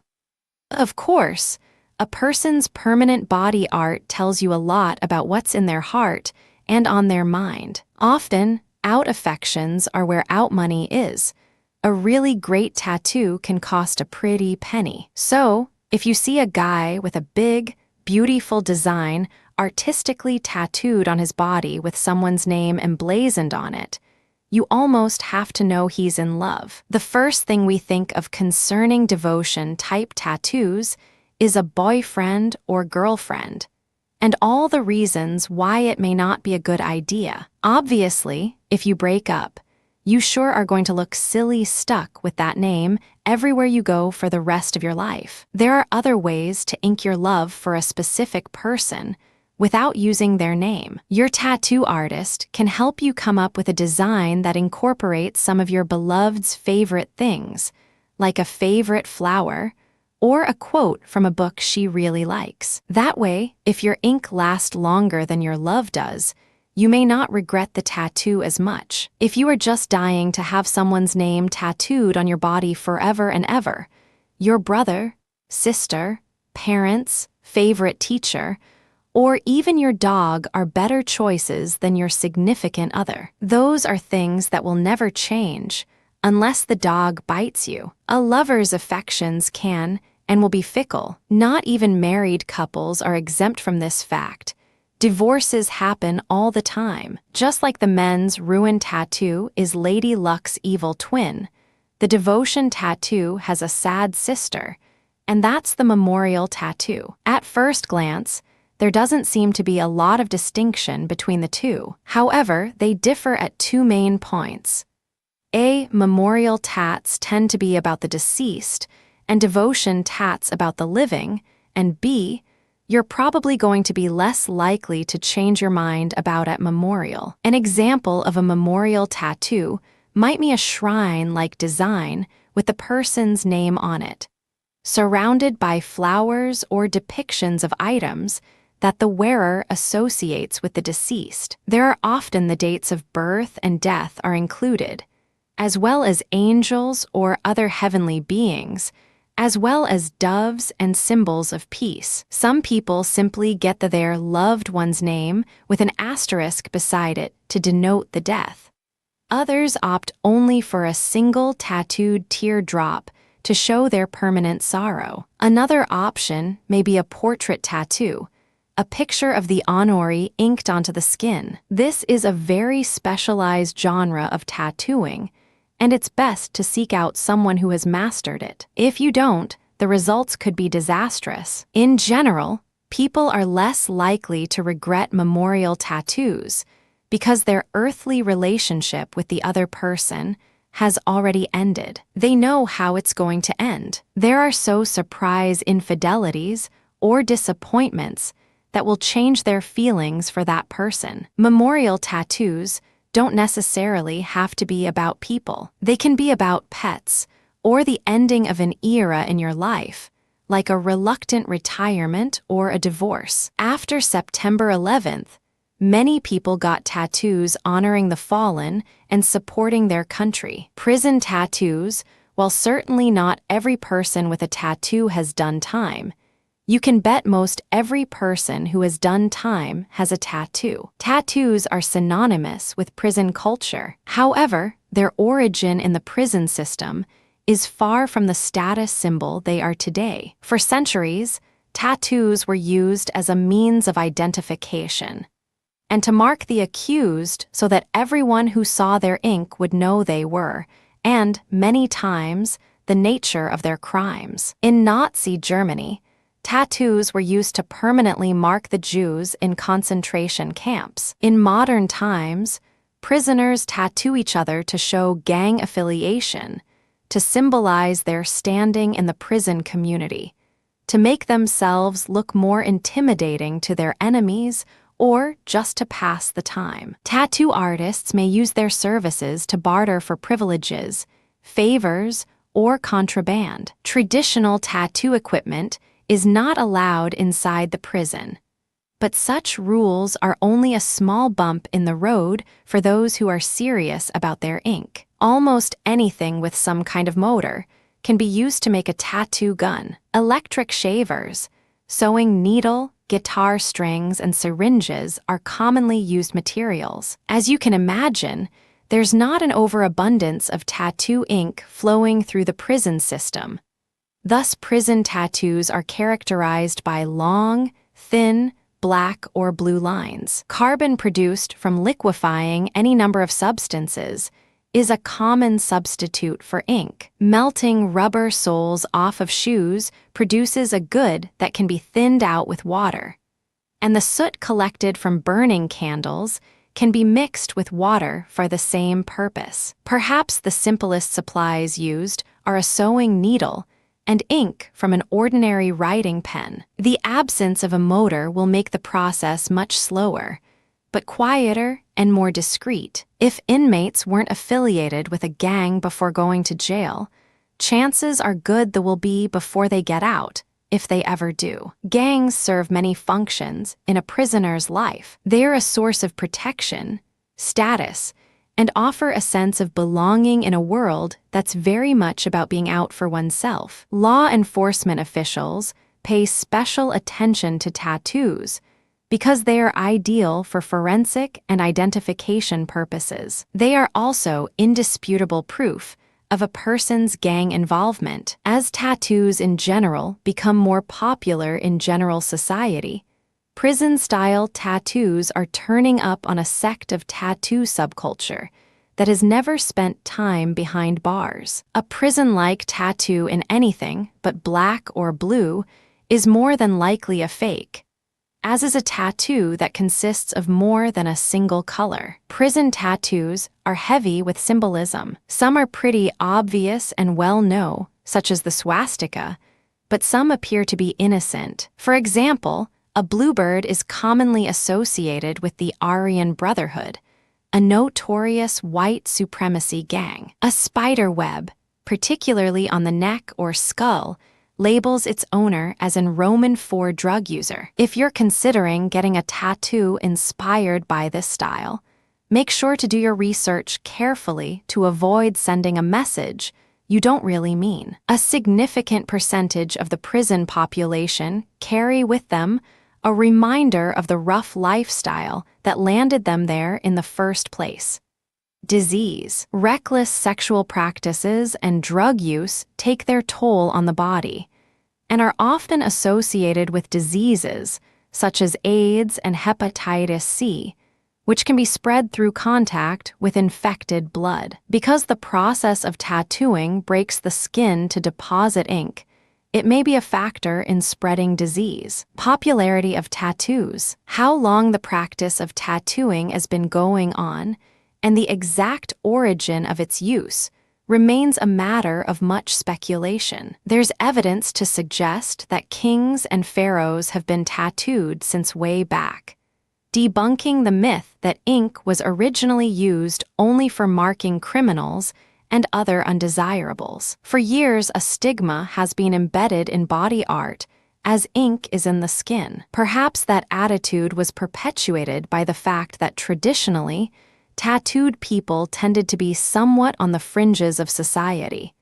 and have occupations that were not exactly mainstream and a little mysterious, like pirates, merchant sailors, gypsies, and non-Christian clergy, giving body art a rather romantic, outlaw reputation. Over time, rebels of all kinds, and some falsely accused of rebellion, have adopted tattoos as a symbol of their beliefs. For example, a particular sort of rainbow is associated with homosexuality. The rainbow in question has 6 specific colors: red for life, orange for healing, yellow for sun, green for nature, blue for harmony, and purple for spirit. This rainbow was first introduced as such in 1978 at the San Francisco Gay and Lesbian Pride Day Parade. The movement desired a banner that could represent them through the ages,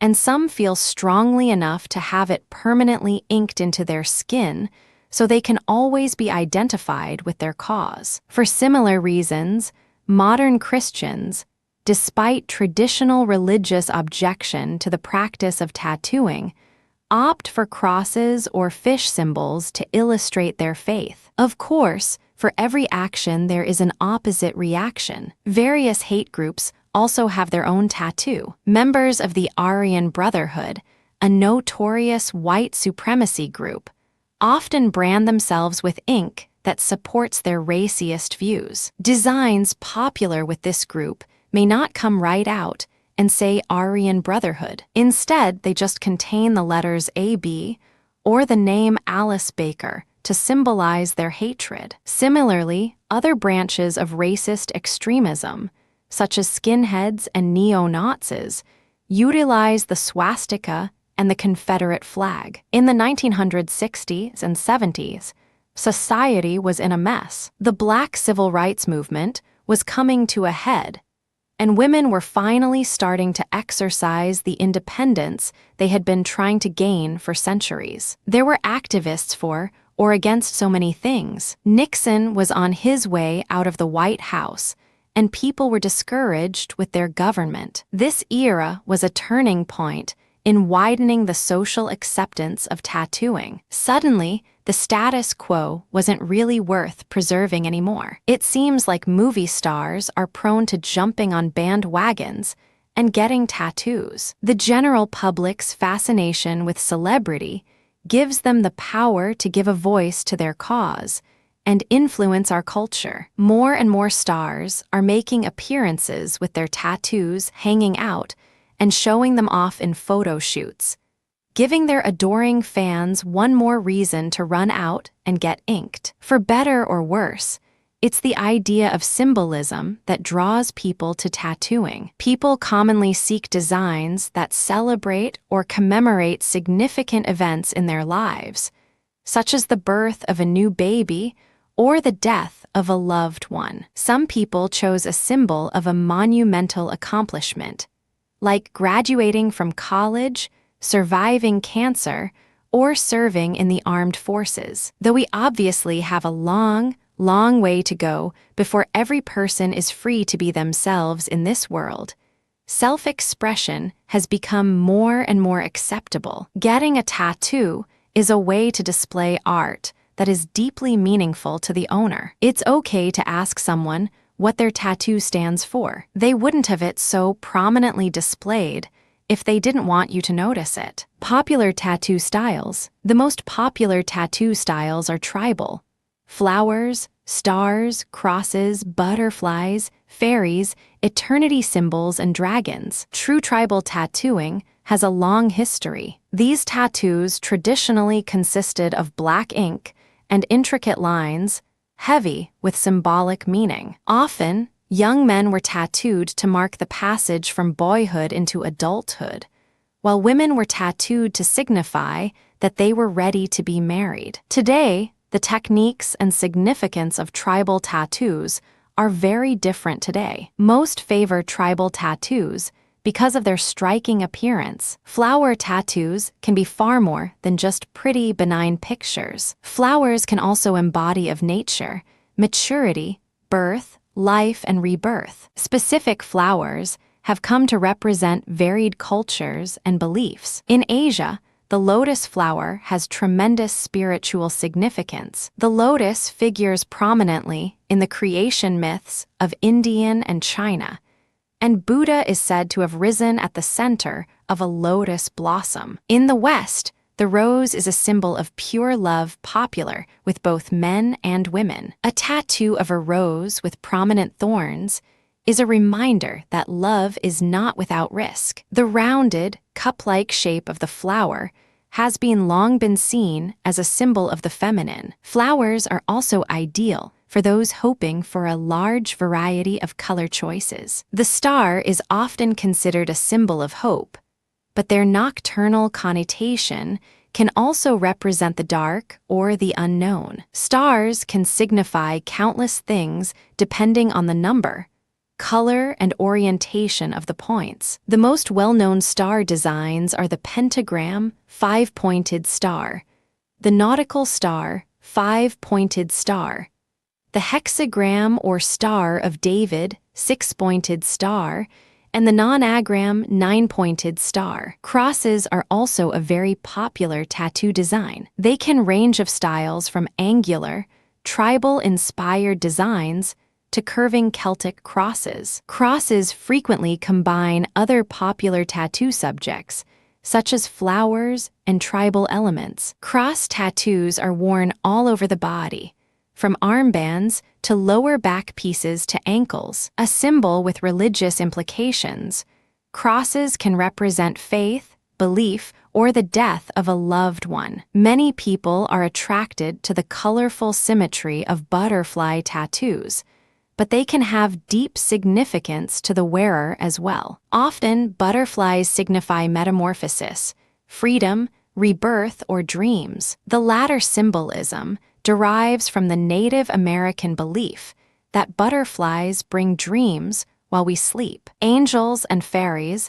are similarly anthropomorphic winged creatures, but they usually convey very different ideas. Angels personify divine will and are symbols of devotion, guidance, and protection. Angels and crosses are often used together in memorial tattoos, as angels commonly refer to the souls of the departed. The fairy as a tattoo design can be a pop culture reference or a nod to ancient mythology. Fairies are inspirational because a fairy must earn its wings. They are also transformational because their wings allow freedom. As a tattoo design, they suggest of freedom, innocence, or magic. Historically and culturally, the infinity symbol is similar to mythological creatures such as Ouroboros, the snake that consumes its tail to form an endless circle. Circles and loops are reminiscent of the idea of life being conceived as an eternal, seasonal cycle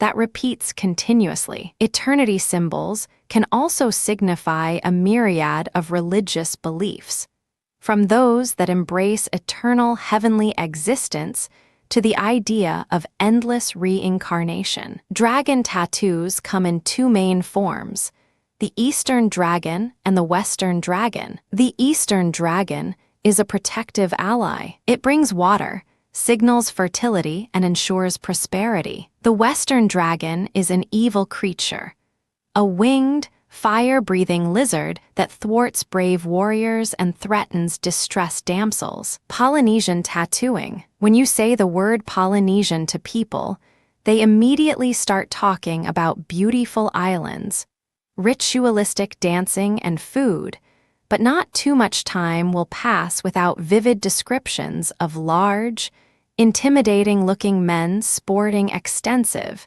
if not full-body tattoos. The art of Polynesian tattooing is a product of a culture that has no written language. Information and stories were passed down through oral tradition from generation to generation. The tattoos were used as a kind of record book to keep track of a person's personal history. There were specific markings to denote one's social status, occupation, lineage, and sexual development. In the late 1700s, Christian missionaries came to the Pacific Islands and made quite a mark. Quite a bit of the native population converted to Christianity and felt they had to give up their culture to do so. The things that made the people who they were gradually started to fade.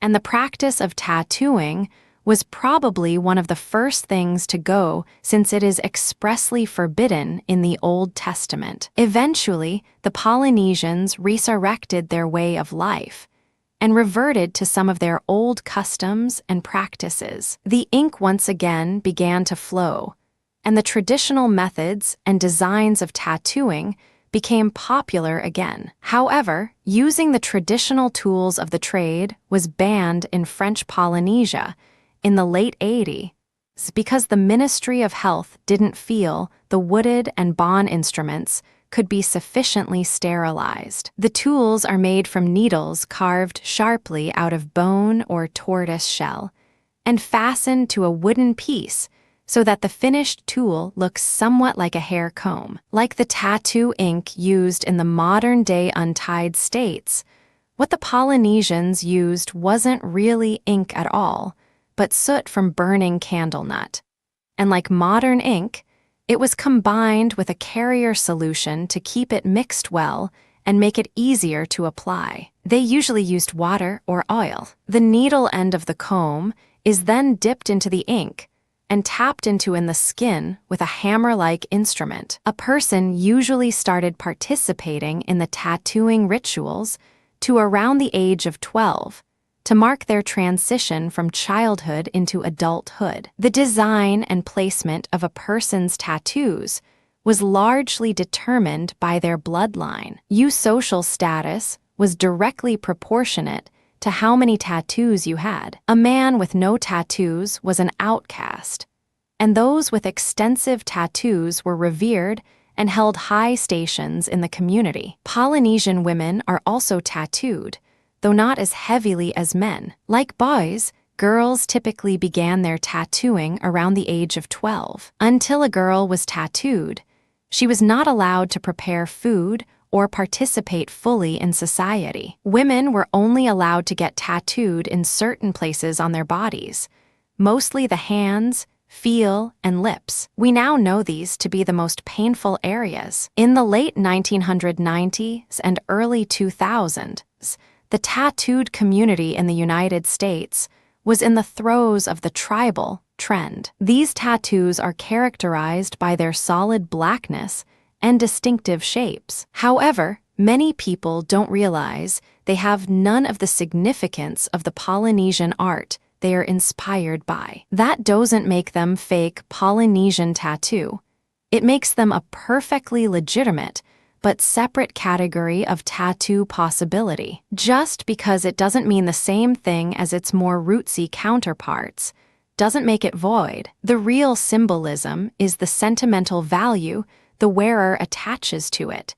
And that's the same with any body art. Nazi-imposed forearm tattoos. Numbered forearm tattoos are closely associated with Holocaust survivors. This practice originated at Auschwitz, the largest and most notorious of the Nazi concentration camps. Incoming prisoners went through the infamous selection process where a Nazi security officer, or Schutzstaffel SS, would determine who would be killed in the gas chambers and who would work in the forced labor camps. The prisoners who would live and work were registered with a tattoo. Each prisoner was assigned a specific 5-digit hollerith number, which was part of a custom punch card system designed to track prisoners within the Nazi concentration camps.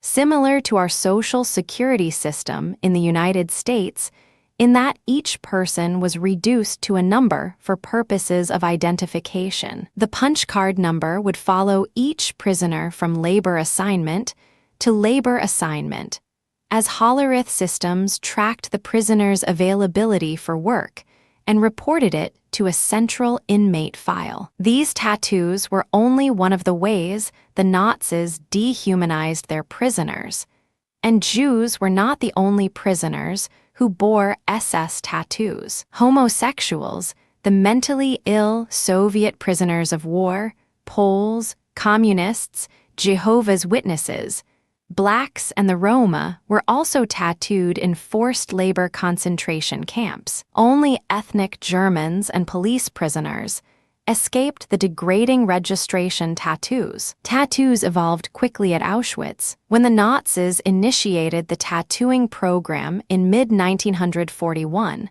the tattoos were placed on the left breast of the prisoner. Later that year, the tattoo location was moved to the inner forearm. Before long, the number system bore no further relation to the hollerith number. The hollerith number was designed to trace a working inmate, so when the number of exterminated inmates surpassed the number of living inmates, the hollerith numbering system was unnecessary. Instead, the Nazis introduced ad hoc numbering systems tailored to each division of the extermination camp. For example, Dr. Joseph Mengele, who performed inhumane scientific experiments on prisoners, tattooed his own distinct number series on those assigned to his division. Nevertheless, Nazi officials in Berlin continued to use the numbers to track prisoners. In late 1943, the extermination of more than 6,000 working prisoners was delayed for 2 days. The SS was under orders to spare the lives of any Jews with traces of Aryan parentage, and the prisoners' execution was postponed until each of their tattoos could be checked against the records in Berlin. However, tattoos took on an even more gruesome significance in the concentration camps than just simple identification. The inmate who entered a Nazi concentration camp with tattoos was targeted from the moment he or she arrived. Tattooed inmates were immediately cataloged, and their skin was marked for the collection after death. The skin of dead prisoners was used to make lampshades, saddles, riding breeches, gloves, house slippers, and ladies' handbags. Elaborately tattooed specimens were kept in a Nazi museum in Berlin. SS officers also frequently seized tattooed skin from these macabre stockpiles and prized them as morbid souvenirs of their time at the camps. The significance of tattoos in Nazi Germany continues more than 60 years after the concentration camps were closed. Nazi Germany glorified and idealized Aryan heritage, and in recent years, extremists have appropriated many Aryan symbols from pre-Christian Europe for their own uses. They give such symbols a racist significance, even though the symbols did not originally have such meaning. In addition, these symbols are often used by non-racists as well, in particular practitioners of modern pagan religions, though they still have their place in confinement. Today's prisons are packed with people prominently displaying such ink, because it identifies them with a group. Like Nazi Germany,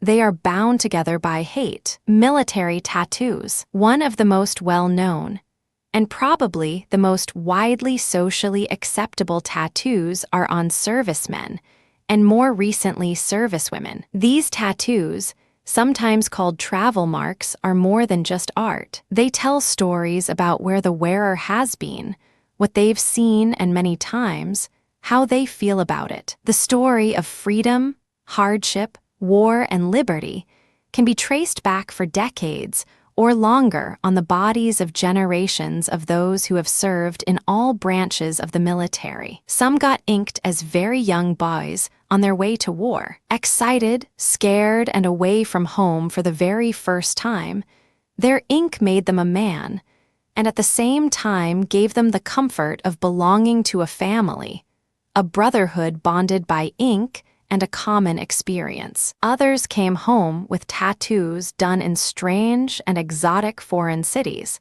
maybe by someone who didn't even speak the same language. They carry that design through life as a souvenir of the experience. Women are a bigger part of today's military, and make up a bigger part of the tattooed community as well. They get their tattoos just like the boys do, and for the same reasons. So pervasive are tattoos in military culture that tattoo studios almost always situate themselves near bases. Some are satellite locations of bigger shops on the other side of town. Their hours of operation may even revolve around the service people's pay schedule. The popularity of Lady Luck tattoos escalated right along with World War II. She may be completely clothed or in various stages of undress, but she's always smiling, beautiful, and usually accompanied by other lucky symbols like rabbits' feet, four-leaf clovers, horseshoes, etc. This tat was a stylish choice for men about to ship out because it was thought to bring them luck. We can't mention Lady Luck without giving some time to her evil twin, the men's ruin tattoo. It also features a woman in various stages of dress, but this time she's portrayed as the root of all his troubles instead of the object of his affection. She's surrounded by representations of vices, such as dice, playing cards, booze, and drugs, but she's still pretty, because who wants to wear an ugly woman around for the rest of their life? There were other variations on the same theme. A lady dress as a hula girl probably means the wearer served in the Pacific Theater. Similar images were often painted on bombs, cannons, guns, and other instruments of war. United States Marines often sport tattoos with slogans like "Semper Fi" or "Death before dishonor." The bulldog mascot is also popular, but perhaps no other branch is known for their body art like the Navy. Sailors are famous for their tattoos, which are rich with symbolism. After he's gone his first 5,000 miles at sea, he has a blue bird inked on to one side of his chest. The next 5,000 earns him one on the other side. A seagull may represent a fellow serviceman lost at sea. A dragon means he's crossed over an international date line. The ever-popular anchor was though to save him if he fell overboard. And sailors back in the days of actual sails had hold fast tattooed onto their knuckles to help them remember to be careful while up in the crow's nest. Sailors in the British fleet sometimes had crosses tattooed on their backs to spare them a flogging if they got into trouble, because it would be sacrilegious to strike the image. Other popular designs among the seafaring are Neptune, the god of the sea, nude women, and various kinds of ships. There's been resurgence in patriotic tattoos in recent years, with the Gulf Wars drawing in a new generation of soldiers, and memorial tattoos honoring the fallen of September 11th. Whatever the branch, during peace or times of war, servicemen and women wear their ink like a badge of honor. Methods of tattooing from primitive tools to the modern machines.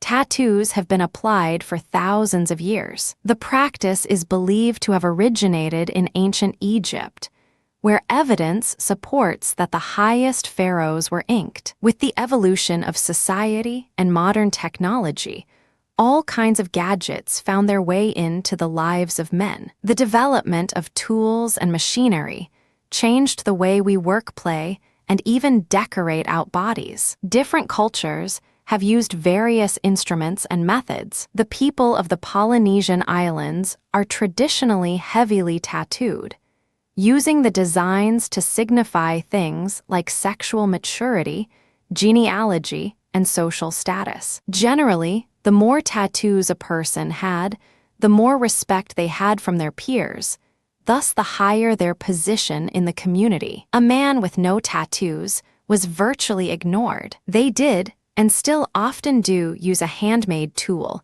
that involves carving and sharpening many needles out of tortoise shell, or some kind of animal bone. The blunt end of the needles was inserted and bound into a stick. The end result looks similar to a very sharp hair comb. The needles were then dipped into the ink, pressed against the flesh, and the comb was tapped into the skin with a mallet-like tool. The ink was a concoction of soot diluted with water or oil so that it's easier to work with. For years, the Japanese only used tattoos as a way to mark criminals, so that society would know what crimes the wearer had committed. The Yakuza, the Japanese mafia, traditionally encouraged the use of tattooing to promote unity in their ranks and test the strength and endurance of a man. As with other cultures, the more tattoos a mobster has, the more respect he is given. In recent years, the current generation of Yakuza has opted for simpler, less conspicuous tattoos, so they would be harder to identify. Today in Japan, tattooing is accepted to much the same extent it is in the United States. It has developed into quite an exquisite art form, revered and studies by tattoo artists all over the world. To this day, the process is performed in very much the same method the Polynesians used, only they use a single sharp object rather than many fastened together. Some tribal cultures required that people be tattooed by a certain age or before they are allowed to participate in certain rites, like marriage. A marriage tattoo often signifies the wearer's commitment to their intended spouse. In some of these cultures, the entire design of the tattoo is painted on all at one time. The ink is then tapped into the skin by hand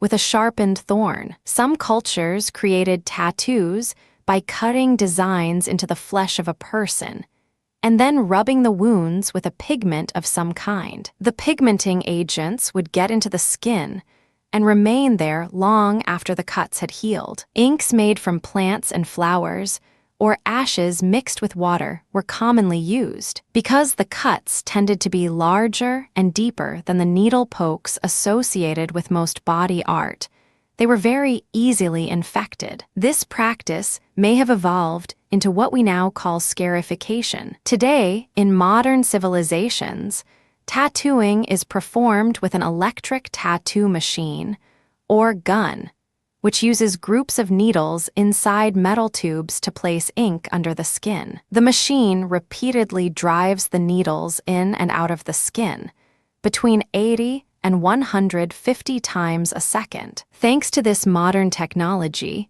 this process is faster and much less painful than what out-inked forefathers had to endure. Salmon tattooing, more than 2,000 years ago. According to PBS Online, the first Polynesian tattoo was inked into skin. Early tattoos were done with crude instruments and caused tremendous pain. In some societies, the art of tattooing is much the same today as when it began. In particular, Salmon tattoo, which is the art of tattooing by hand, has remained unchanged. Two of sisters named Tima and Tilafega are credited with first bringing the art tattoo from Fiji to Samoa. In Fiji, the sisters were taught that only the women were to receive tattoos. This information got reversed on their journey home. And from this confusion emerged what became the Samoan tradition: men were tattooed while women bore children. The Samoan master artist, or tufuga, are usually a male and apprentice for many years before his first tattoo. He spends years honing his skill, which is often passed down from father to son. The tufuga will spend hours, even days, practicing with his o in bark cloth or sand. The o is a comb-like tool, made of wood and a part of a turtle shell which has sharpened boar's teeth attached to it. The artist uses a mallet to hammer the comb's teeth in, marking his design. Rank and title are of utmost importance in Samoan society, and a person's tattoos reflect their standing in the social hierarchy. Because the tattoo process is extremely painful, a finished tattoo represents not only a person's societal rank, but is a reminder of that person's strength and ability to endure. Both the pain and the risk of infection are great, but if a person refuses tattoo, he is seen as a coward. A person who can't sit through an entire tattoo has to live with a mark of shame for the rest of his life. In a Samoan's life, the first tattoo session occurs at the onset of puberty. The traditional tattoo for men, the pa, is an intricate design which extends from the knees to the middle of the man's torso. Originally, this design represented a man's dedication and pledge of loyalty to his extended family, or aga. The process of tattooing lasts all day, for weeks, even months at a time. The usual pa is supposed to be able to be completed in 10 days, 5 actual days of tattooing, and 5 days of rest in between. Because the process takes such a long time, the tufuga is often housed and fed by the family of the person being tattooed for the duration of the tattooing. The healing process, unlike the tattooing, is sure to last for months. To heal completely takes a year or more. Women's tattoos are done on the thighs, legs, or hands, and are usually of a smaller design, while men's tattoos are typically comprised of larger, solid sections of ink. The women's patterns are of a much more delicate, intricate design. The most honored tattoo that a female can receive is the lima. Lima is a special tattoo inked into the hands which is required to serve kava, a narcotic drink served at ceremonies. The malu, a lacy web design, is done on the inside of women's thighs and is flashed during the dancing of the siva. Geometric patterns, utilizing lines, triangles, circles, and other polygons, are commonly used in Samoan tattoo design.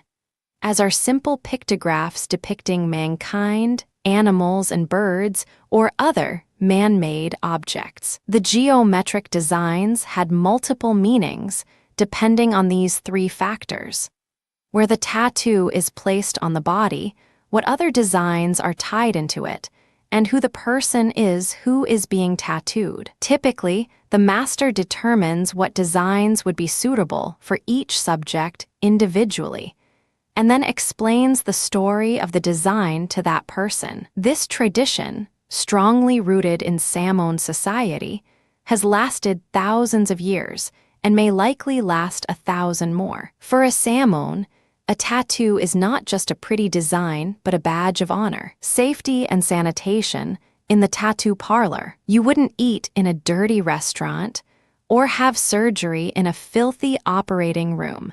So why in the world would you settle for a less that sanitary tattoo studio? You wouldn't when a tattoo parlor sets up shop in a city in which the practice is legal. Believe it or not, there are still places in the United States where it's not. It is licensed by the city in the same way any other business would be and is subject to the same rules. However, there are, as of yet, no governmental bodies or laws geared specifically toward regulating the sanity of the body art industry. Over the years, there have been times when the government, at various levels, has threatened to stick its nose into the tattoo business. So far, professional tattooists have prevented that by self-regulation. Here are some things you should look for to make sure you have a happy, healthy tattoo experience. Needles, they should be sterile to start off with and disposed of every single time. Above all else, needles should never be used more than once. It's a good idea for tattooists to break and properly dispose of the used needle where the customer can see them. This gives the tattooist a little accountability and incentive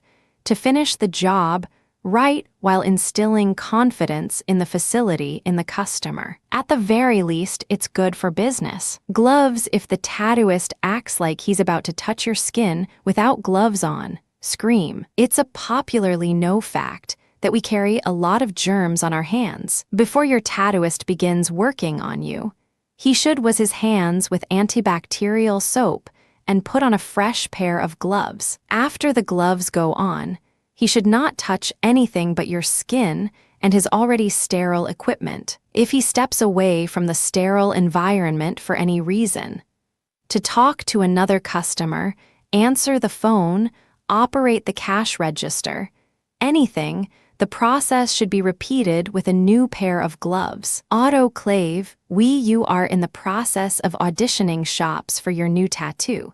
Be sure to look around for an autoclave. This is a machine roughly the size of a microwave that is used to serialize tattoo equipment. Dentists and doctors also use them. Smart tattooists keep their autoclaves in sight of the customers for all the same reasons. They let them see the broken needles. Ink, the tattooist should always throw out leftover ink after every project. All kinds of airborne contaminants can fly into open ink pots and stick there. Reusing in a good shop. You should be able to observe most of these practices just while you are waiting in line. If not, don't hesitate to ask some questions. A tattooist with nothing to hide won't mind talking with you. If he acts nervous or like you're bothering him, just turn around and walk out. There are enough good, clean shops out there that there's no need for you to compromise your health or the quality of your experience. The Alliance of Professional Tattooists, Inc., was founded in the summer of 1992 to educate and protect the interests of both the tattooer and the tattooee. Membership hopefuls must be able to prove at least 3 years of documented tattooing experience.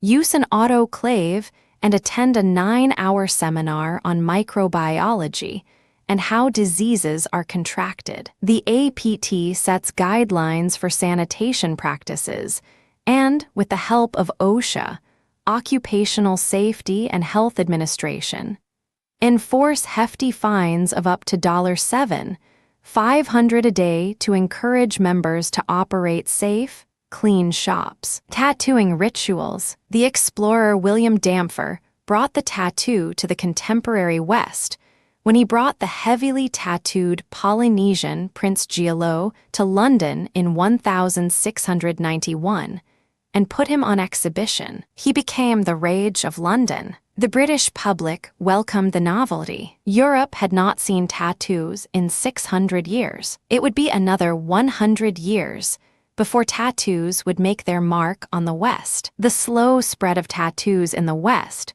was due to their slow, painstaking procedure of application, puncture of the skin by hand, and subcutaneous injection of ink was unappealing. Tattooing was viewed so poorly that it went underground, becoming a secret society few were accepted into. This ritualistic approach to tattooing is prevalent throughout of its history. It is believed that the tattoo originated in ancient Egypt. Archaeologists at Ashmolean Museum in Oxford claim tattoos were first applied to female clay figurines and their human counterparts as early as 4000 BC. Such neo-pagan practices, so eerily reminiscent of voodoo that predate Christ by nearly 4 millennia, clarify why so many find tattoos mysterious and disturbing. The migrant Ainu people of Japan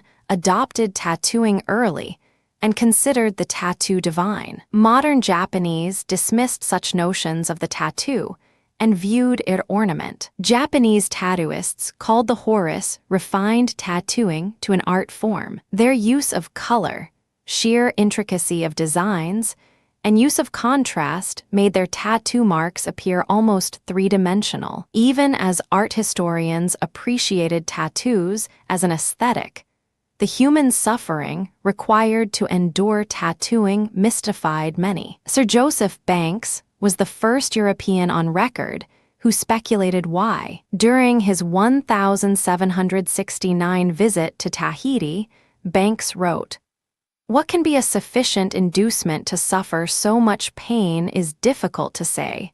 Not one Indian, though I have asked hundreds, would ever give me the least reason for it. Possibly superstition may have something to do with it. Nothing else, in my opinion, could be a sufficient cause for so apparently absurd a custom. Superstition may well be the reason so many early tattoo wearers endured the pain of tattooing, but such notions are scorned or chided by their wearers today. Tattoos seem to be a fundamental area of common ground across cultures, from Africa to Europe to North America and its thousands of native tribes. The acceptance of tattoo pain and permanence appear integral to very societal structure. The pantheistic and animistic connotations of tattoos cannot be overlooked. The belief the tattoo wearer calls upon the spirit of his marked image, the dragon, eagle, or flower, implies a return to a nature of the human form. Regardless of the reasoning behind them, tattoos are a practice in symbolism as much as art, and their ritualistic nature cannot be understated or ignored. Some civilizations use tattoos for demarcation of degree of crime.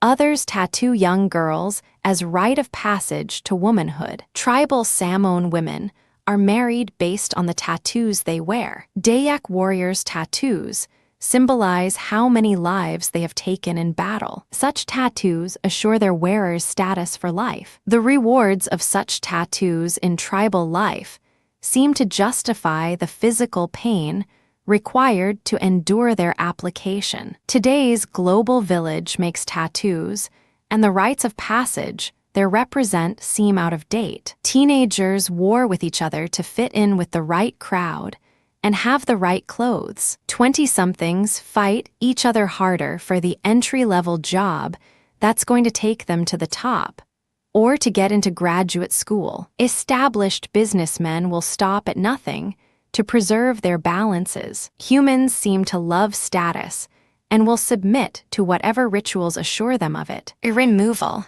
You should have listened to your friends when they said you'd regret getting your significant other's name tattooed on your arm.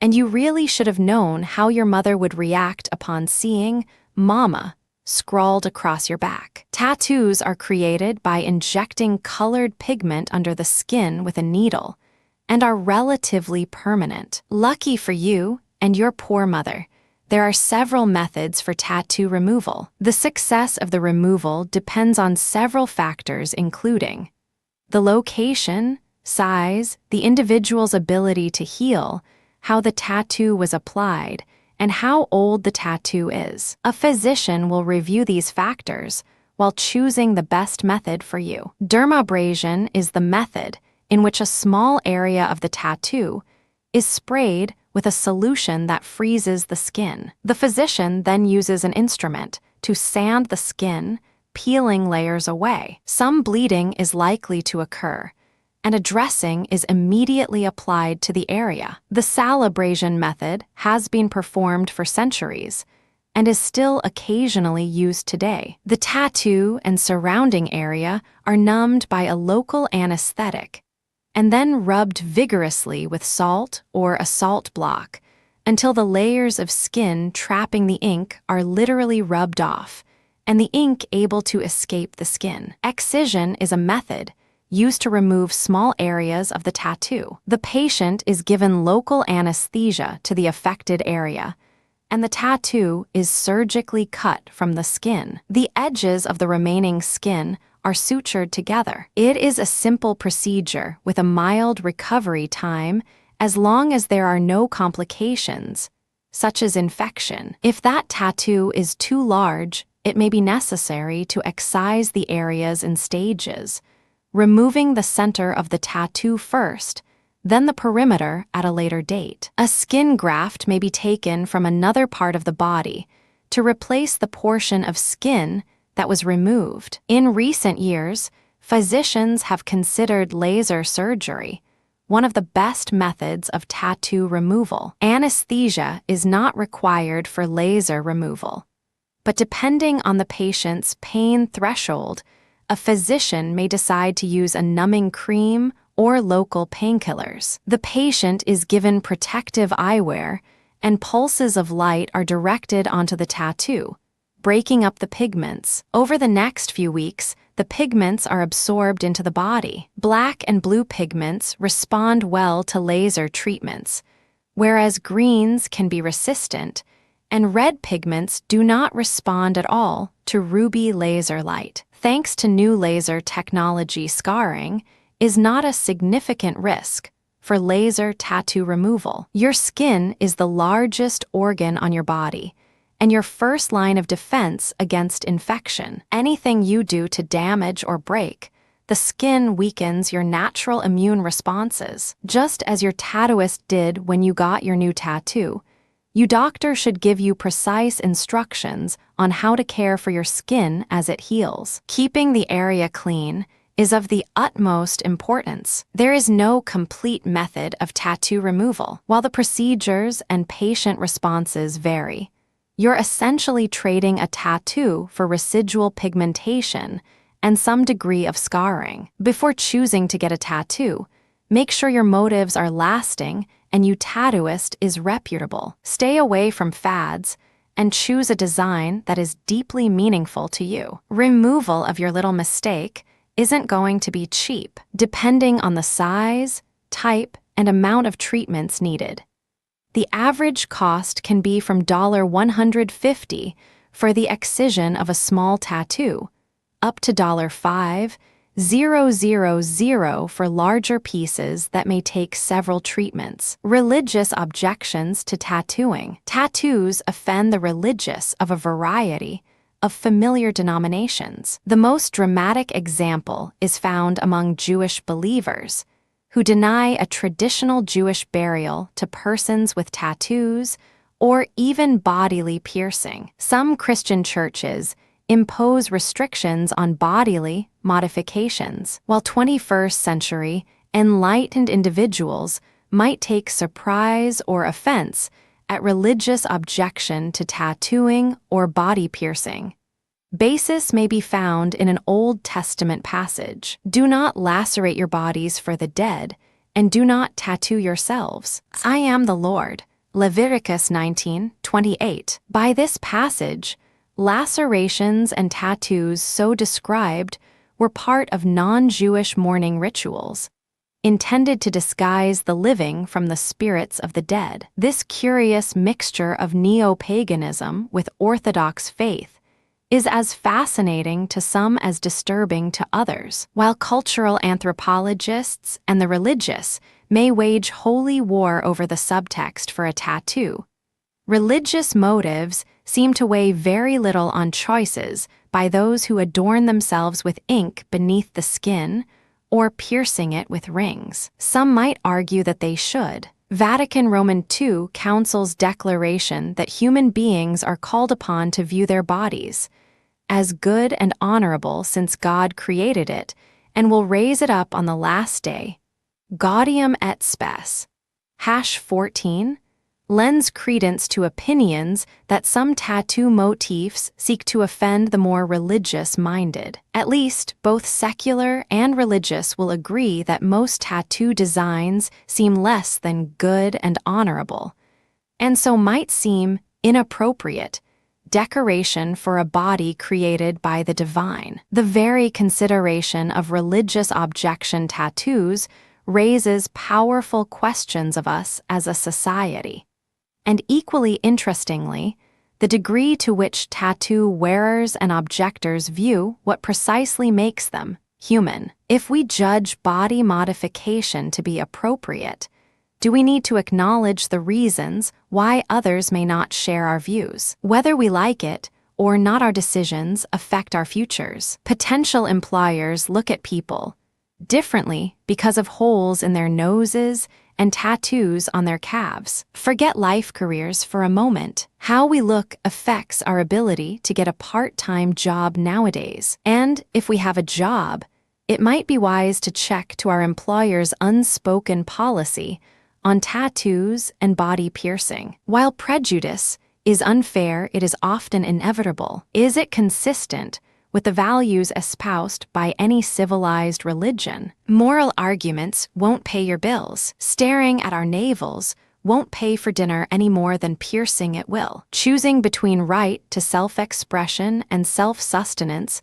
might seem unfair, but it may well be a reality. My friend Lucien got his ear pierced for his 21st birthday. Friends gently ribbed him, and his parents accepted it. Yet the law firm he interned at did not. His employer informed him he'd have to remove it during working hours. Since he'd just had the piercing, he couldn't take the earring out immediately, or the hole would close. He was faced with walking around with a Band-Aid on his ear for a month and a chip on his shoulder for a lot longer. Some argue tattoos have religious significance and artistic merit. Do they deserve standalone appreciation rather than criticism? No reasonable person openly says that tattoos or body piercing are bad, or that people who have them avoided. Our love of art or religious significance is valid reason for self-expression. It remains up to the individual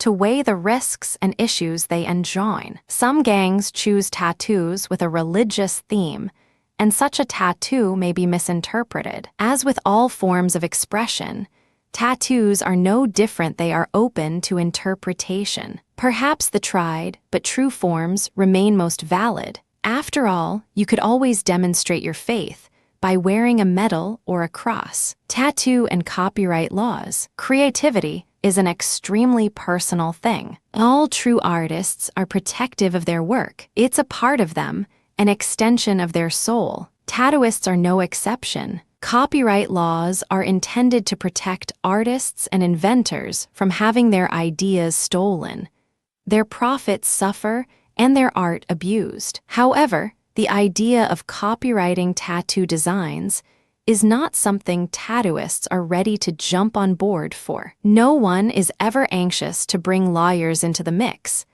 and it's very questionable whether or not copywriting would even effectively protect custom work. Even Flash, The sheets of tattoo designs that paper the walls of just about every tattoo shop on the planet started its existence as someone's original work. Tattooists buy the sheets from a dealer, probably the same supplier they get the rest of their stuff from. When that deal goes down, it's not art in the sense of wall decor they are paying for.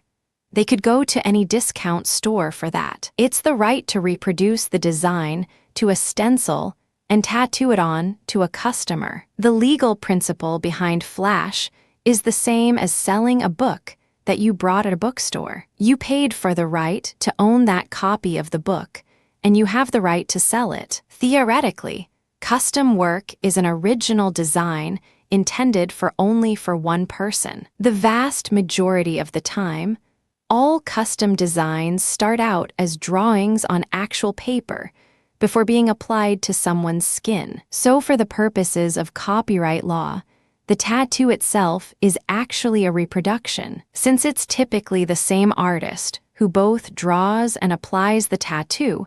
It's not that big of a deal. The law is not super clear on what constitutes an infringement of copyright when it comes to tattoo reproduction. It's impossible to make any body art the exact same way twice. Bodies are shaped differently, ink takes differently to various skin types, the colored pigments with mix up a little bit differently each time, etc. So in that sense, tattoos can't be replicated. Even if another tattooist copies your original work, it's still just that, a copy. That's like a professional band covering another's song. It's just their version of it. On the other hand, the law used the following phrase, substantially similar.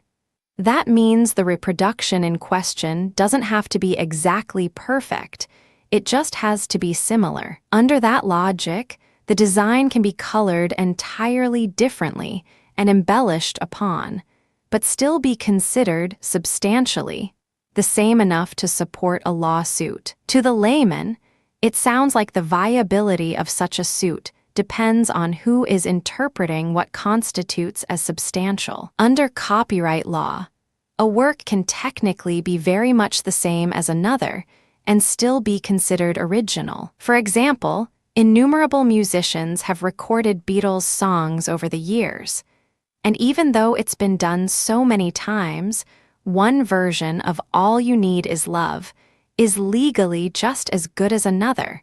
No accounting for taste, of course. So, to the average person, it seems that copyright laws would be much more user-friendly for tattooists, and the rest of the creative community for that matter, if it were the spirit of the law and not the letter of the law that mattered. For the most part, the tattoo industry regulates itself and seems to try and keep it that way by not raising much of a fuss. Lawsuits involving tattoos are not terribly common, and professions who make up the industry don't seem to be bothered enough by others appreciating their work to start filling up the court system. It may be in part because they think doing so would be just like inviting the government in to regulate them. Tattooed women, well-behaved women, rarely make history.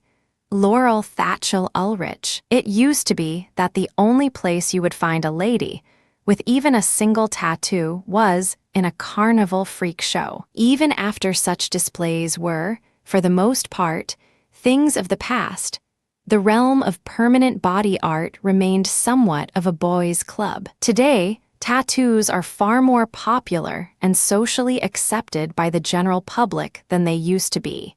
And though men still tend to be more heavily tattooed than women, the gap is quickly filling in. So pervasive is the trend that tattooed women have developed their own subculture, hosting websites, clubs, and even entire conventions tailored especially to ladies with body art. There are also books and magazines devoted to the subject. If you belong in those ranks, wish you did, or think you might someday, here are some media you may want to check out. A Tattooed Women's Collective, The Illustrated Woman, Bodies of Subversion 2 ed., A Secret History of Women and Tattoo, Stewed, Screwed, and Tattooed, Of course, tattoos know no gender or social class, but a little celebrity endorsement never fails to boost a trend. Several famous women have gotten inked, probably more than we know. One of the most documented in the last century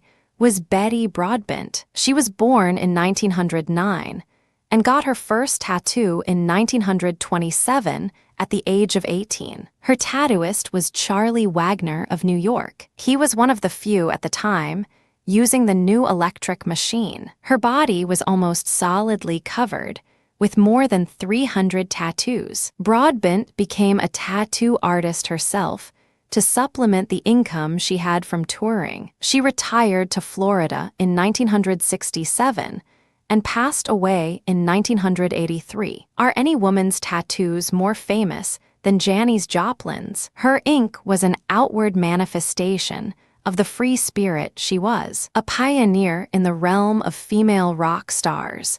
She inspired many people before she died in 1970 at the age of only 28. The coroner's report itemizes her body art: a bracelet on her left wrist, a flower on her right heel, and a heart just above her left breast. Janis's tattooist, Lyle Tuttle, told the New York Times in 1971 that he tattooed more than 100 copies of that heart on mourning fans since her death. Thanks to women like these, ladies everywhere are making a place for themselves in the tattooed community. Women are no longer just the canvas. Now they're the artist too. Female-owned and operated tattoo studios are popping up everywhere and may be a contributing factor in the rise of tattooed women. Modesty may have prevented some from getting the design and placement they really wanted in the past, but they may feel more at ease in an all-girl shop. Tattoo placement. The type of tattoo you want may dictate its placement. For example, the back, chest, and upper leg are great canvases for large designs, such as portraits and scenery. The arms, especially the bicep, is a traditionally popular location and gives you the option of an ever-trendy armband design, a small, easily hidden tat, or a huge, domineering statement that goes great with a tank top. The hands or feet are painful spots for permanent tattooing. As a result, most people opt for smaller designs in these places. However, the hands especially are highly popular in traditional henna tattooing. So if you have next to no pain tolerance, but still want your digits extensively decorated, henna is a pain-free option that strong cultural tradition will keep you respectable in the tattoo world. Just don't tell people you got henna because you're afraid of a little pain. The genitals and butt, it not the most common and is extremely painful, but people do it. You know what they say, different strokes for different folks. There really is a tattoo out there for everybody. If you've already got ink, you know that the first thing everyone wants to know is, did that hurt?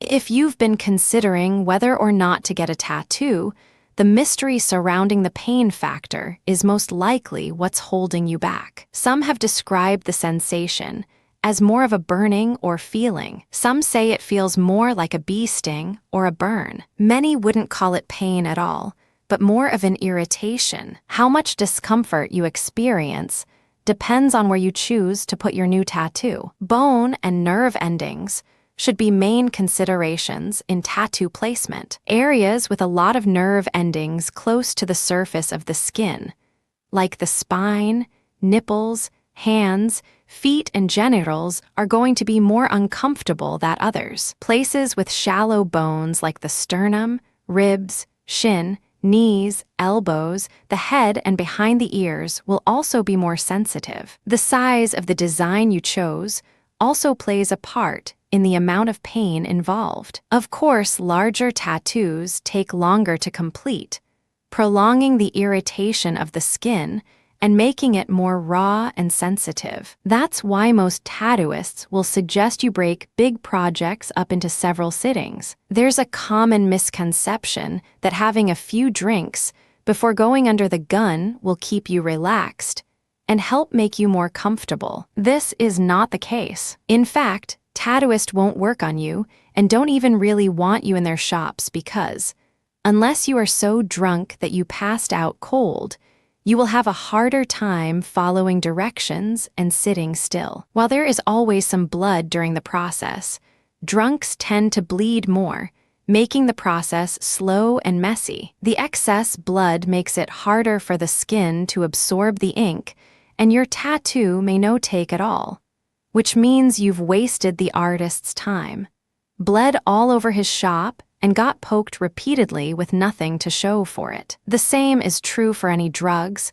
legal or otherwise, you may be thinking of taking. That goes double for amphetamines or anything that makes you jittery, even caffeine. The best thing you can ingest to help with the pain is a good meal. A good night's sleep wouldn't hurt either. Fatigue is known to have a negative effect on pain tolerance. Another very important thing to consider when choosing where to put your tattoo is how it will affect your employment options. Even in the 21st century, there is still a lot of stigma attached to tattoos. If you are a white-collar professional or work in a very public, customer service type atmosphere, you may want to think about putting your tattoo someplace where you can show it off if you want to, but can easily cover it up for work without looking silly. Tattoo jargon. It may not seem like it at the time, but getting a tattoo is a huge decision. That ink really is permanent and will be there for the rest of your life. Even if you opt to have it removed, you will still have a scar or traces of ink at the very least. It's very important that you put a lot of thought into the design you want and the placement of your new tattoo. You should do a lot of research into the process of tattooing and choosing your tattoo artist. As with any specialized trade, there's a certain amount of jargon or terms specific to the practice used. Study up on this.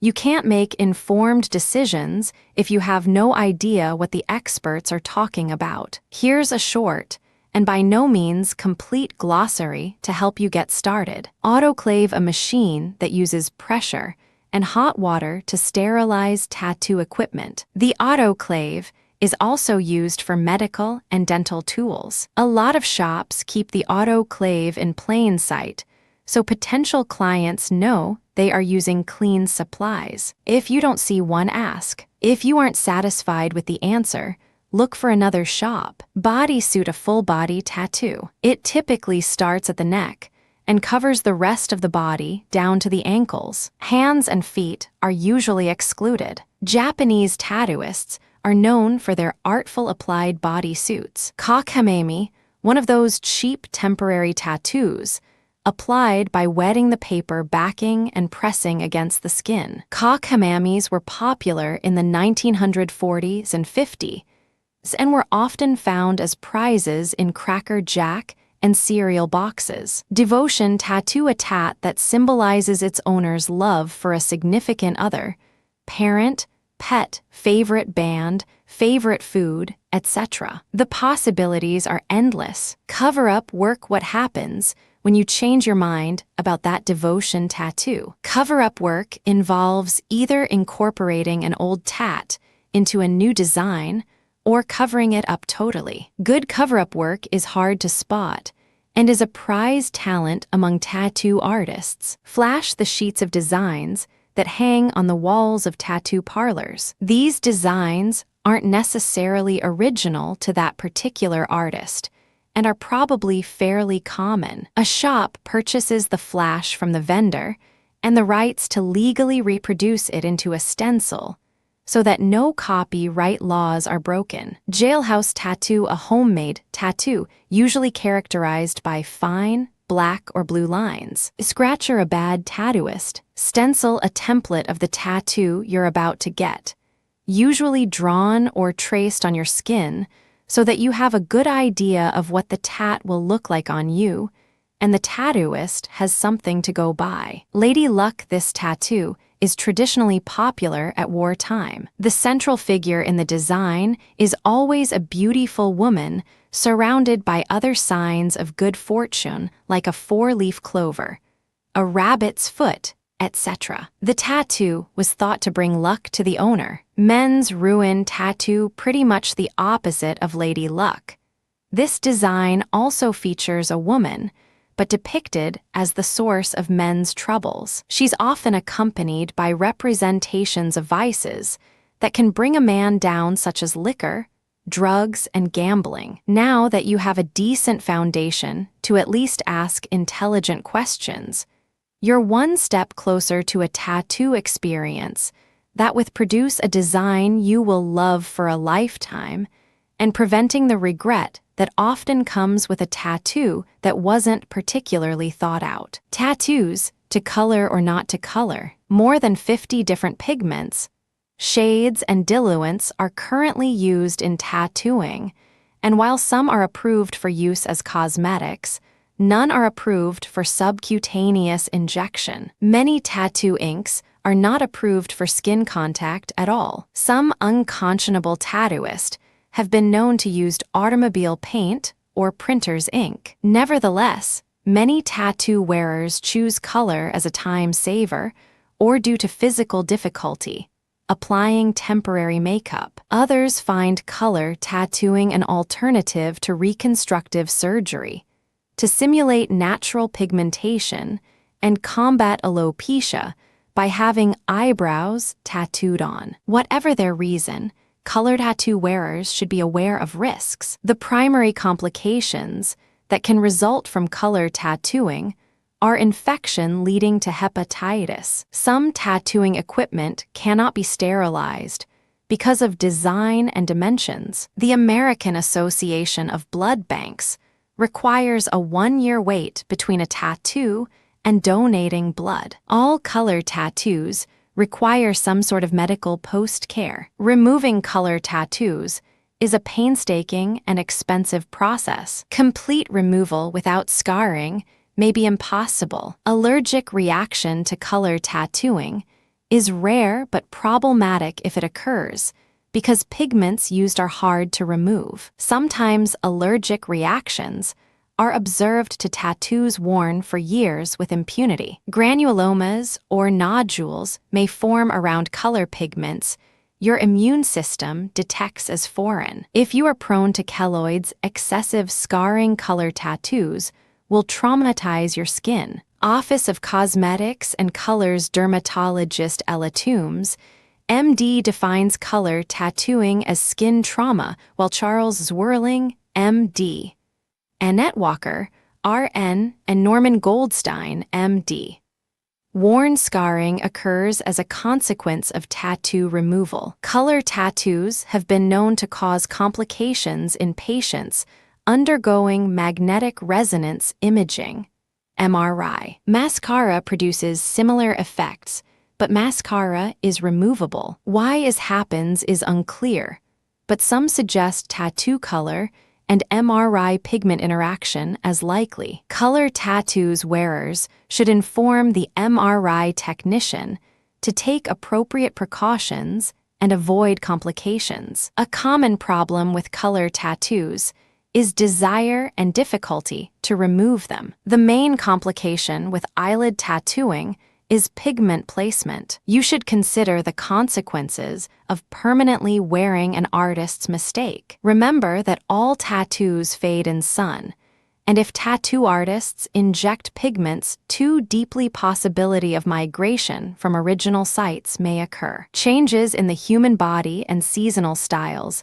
may cause flattering color tattoos to later clash with changing tones and contours. Any permanent facial makeup may become distorted with time. A once stylish tattoo may become dated and embarrassing. Changing color tattoos is not as easy as changing your mind. Knowing what pigments are in your tattoo is difficult due to tattoo ink's variety. Because inks are sold by brand and not by chemical composition directly to tattoo parlors rather than retail basis to consumers, Manufacturers are not legally bound to list their ingredients. If a manufacturer considers identity and grade of their pigments proprietary, neither tattooist nor wearer may be able to know exactly what is in the tattoo. Any kind of abrasion to remove a color tattoo invariably leaves a scar in its place. Discomfort is inevitable. Camouflaging your color tattoo with another pigment may not look natural, as pigments lack skin's translucence. Temporary tattoos are a viable option for the cautious tattoo wearer, but even these have a caveat. Color tattoos use foreign pigments not allowed into the United States due to FDA reports of allergic reactions. As such, even henna treatments carry alert. In the U.S., henna is approved only for use as hair day, not for direct application to the skin. What specifically causes the typical reddish-brown henna tint is a mystery, making what exactly is in black and blue henna even more curious. Black henna may contain the coal tar color p-phenylenediamine, which stimulates allergic response in some individuals. The only legal use of PPD in cosmetics is as a hair dye. Ultimately, your choice of a colored tattoo rests on your shoulders. Product availability render legality of ingredients a moot point. If you want a colored tattoo, you can easily find a tattooist who will sell you one. The questions to ask yourself are: do you trust the ingredients in them sufficiently to risk later allergic response or other medical complications or social second thoughts? The permanence of color tattoos has far-reaching lifelong implications. Social acceptance of tattoos. Would you sit for hours and let someone stab you repeatedly? There are those who crave such treatment. Since its beginnings, civilization has possessed habits that were seen as barbaric and low rent. Being tattooed has, in the history of the U.S., been seen as something that only the dregs and roughnecks of society would do. Yet in this, the technological age, tattoos have become a more accepted and mainstream part of society. Some of those who are being tattooed today do so to be trendy. The most popular, or as many would put it, the most cliché, tattoos are tribal or Celtic designs, barbed wire, and skulls for males.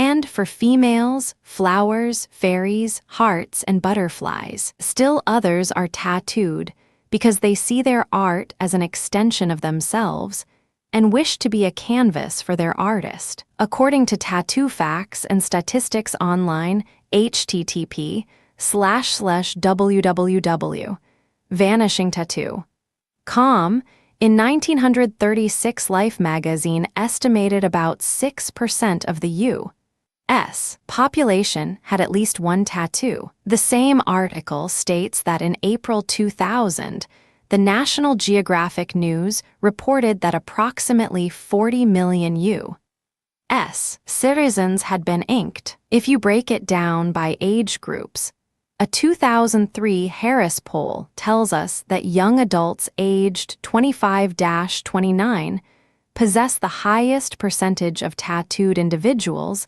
a stunning 36%. Over the past few years, both the age range and the number of those being tattooed have steadily increased. Tattoos are gotten for many reasons. In biker culture, one might get a tattoo to symbolize their affiliation with their biker crew, just as a gang member would have his gang's symbols etched into his skin to show his loyalty. For many, a tattoo is a passing fad, a craze, and is something they will later regret. These are most often the people who go with a group of friends to get tattooed because it's cool.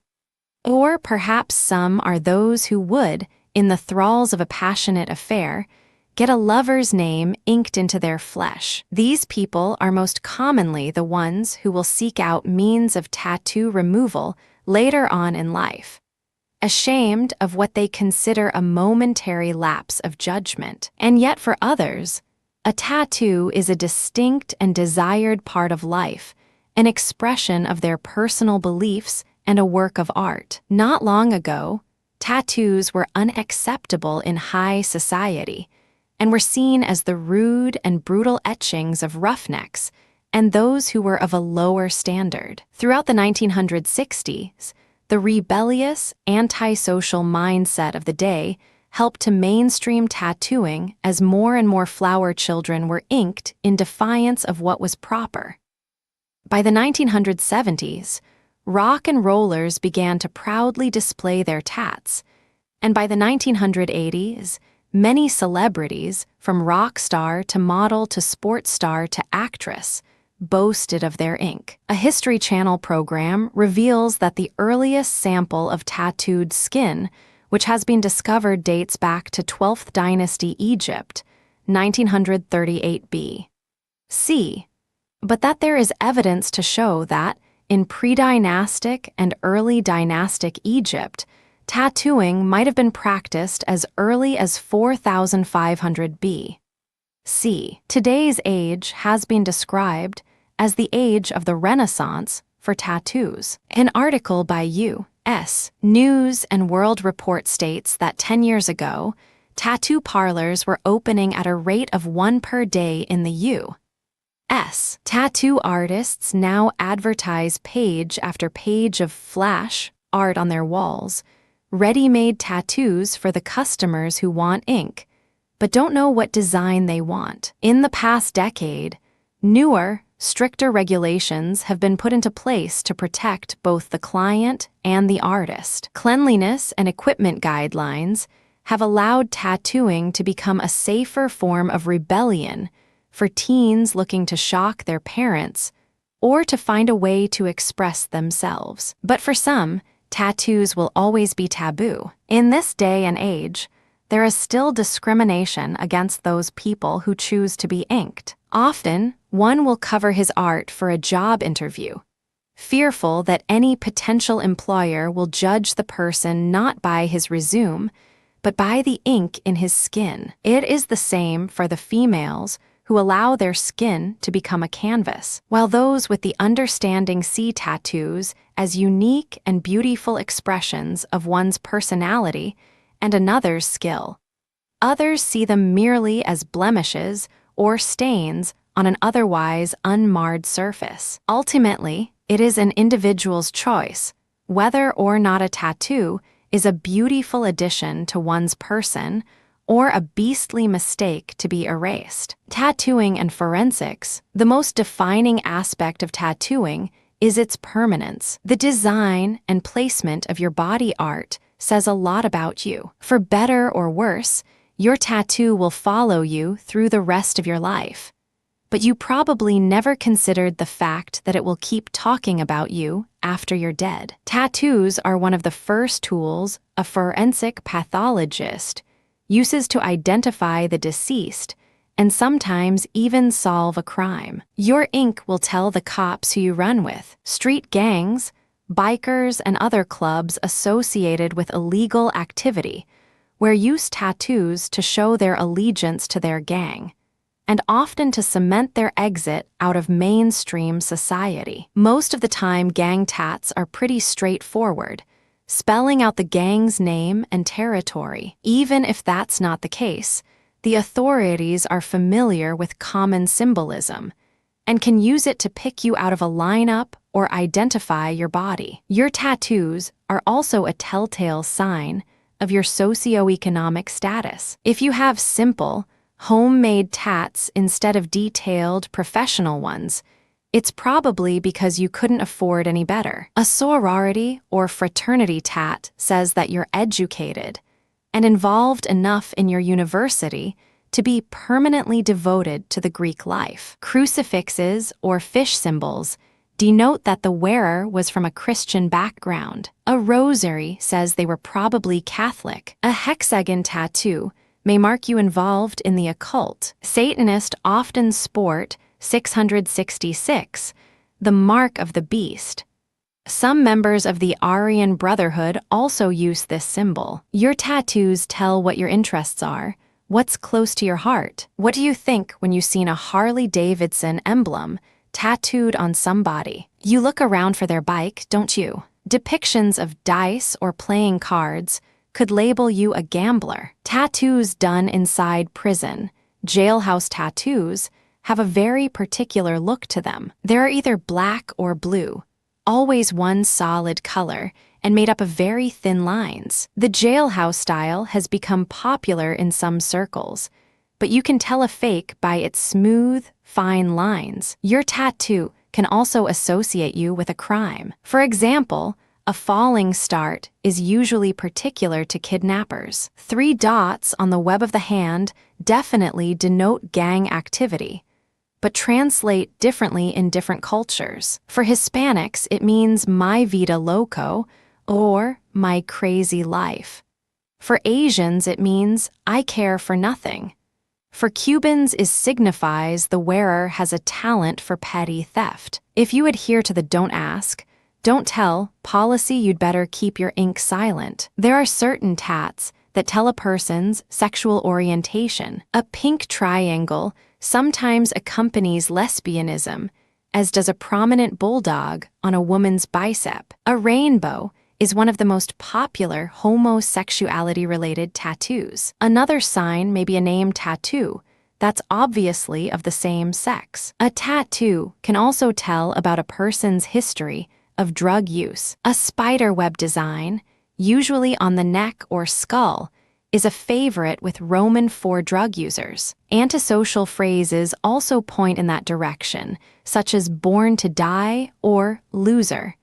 It sounds drastic, but it happens. Tattoos of things most people consider disgusting or disturbing usually say quite a bit about the wearer's mental state. Designs of spiders and cockroaches have been associated with the insane or mentally ill, issues that often go hand in hand with drug abuse. Tattoos are obviously an invaluable tool that forensic pathologists can use to identify your body in the event of your death. But think about your life. Be careful what you label yourself with. It's absolutely necessary to educate yourself before permanently inking something onto your body. The wrong design can associate you with things you may want no part of and drastically hinder your opportunities in life. Where to find flash? Those giant posters of possible body art options covering the walls of your local tattoo parlor are collectively referred to as flash. The term started out as carnival jargon, where tattooists used to peddle their trade. It originally referred to fancy, expensive-looking prizes at the game booths, which were often rigged and impossible to actually win. The word evolved to refer to the flashy show signs. The classic tattoo font descended from the lettering on carnival signs. The flash you see on the wall of most tattoo shops tends to be pretty generic, and if your tattooist can get it, so can every other shop in town and probably beyond. It's a good place to generate some ideas, but don't think you're going to get anything truly original right off the wall. The way flash usually works is, your tattooist buys it from a dealer, probably the same place he gets the rest of his supplies. The purchase also gives the shop the rights to reproduce the design on a stencil, so you won't be wearing around a permanent copyright infringement. There are flash vendors all over the place. Thanks to the internet, you have access to pretty much all of them. The copyright issue works pretty much the same way. You find a design you want, pay for it, and that gives you the right to have a stencil made and a tattoo applied. Different vendors have different rules about reusing a design. The laws are really hard to enforce, but if you and a few friends want to get matching tats, you better read the fine print first just in case. Here are some sites to check out before you head to the chair. Tattoo Johnny. This is one of the most user-friendly sites out there. You can search their collection by keyword, color, or lack or size artist. They have tons of choices. Just to give you an idea, there are more than 500 responses to the keyword search for butterfly and more than 700 for cross. That's barely getting started. Flash sets are sold in sheets and grouped generally by artist or subject matter. Prices for sets range from about $100 to more than $300. Not all sets are exactly the same size though. Prices for individual stencils stay pretty close to the $10 range. Tattoo Flash Info has tons of cool tattoo-related links, featuring work by a handful or artists. They sell Flash by the sheet or by the set at greatly varying prices. There's probably something in every price range. They don't offer individual designs, but they have links to plenty of sites that offer free ones. Flash 2XS.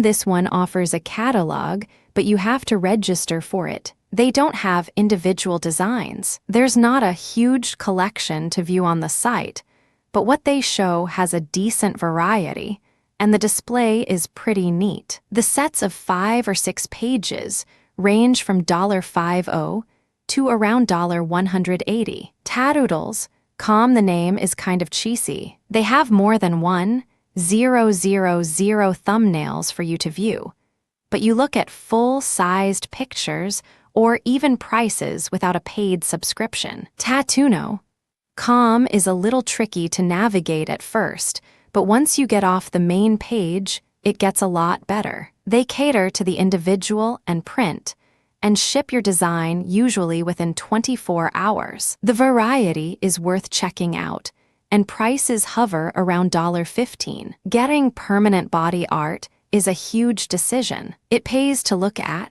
as many ideas as possible, though the design you actually go with may not end up being inspired by a picture at all. Don't go cheap just because you're low in cash. If you can't afford exactly what you want, just don't get inked. You'll feel stupid later if you do. Remember, the only way to get something no one else has is to go custom. Tribal tattoos. Tribal tattoos were all the rage in the 1990s and remained so into the early 2000s. As with any trend, it led to overuse of the term and a blur in the origin of the artwork. People flocked to tattoo shops all over the country wanting tribal body art, without so much as a thought to the symbolism of the piece they were about to have permanently applied to their bodies. The word tribal has a different connotation for different people, largely based on their geographic location. For example, in the Southwest United States, it may bring to mind stereotypical notions of Native Americans living in teepees and hunting buffalo in other parts of the world. It may make someone think of mysterious peoples living in the jungles of the Congo or the African bush. The art of tattooing has been practiced for centuries in cultures all over the world, so it's impossible to narrow it to a single group of people. The very same word, for the purpose of the tattoo industry, is a bit misleading. In the context of tribal tattoos, it simply means a tattoo in a style inspired by Polynesian body art. I guess if you happen to be a Pacific Islander, then your mental image of tribal tattoos is probably the closest to correct. The word may give some the impression that the art is somehow more meaningful or closer to the roots of tattooing, when the truth is no one is 100% sure what the origin is. The fact that tribal tattoos are always solid black makes some people think it is a more pure and undiluted form of the art. Many people have already had this revelation and have accepted the tribal tattoo for what it really is.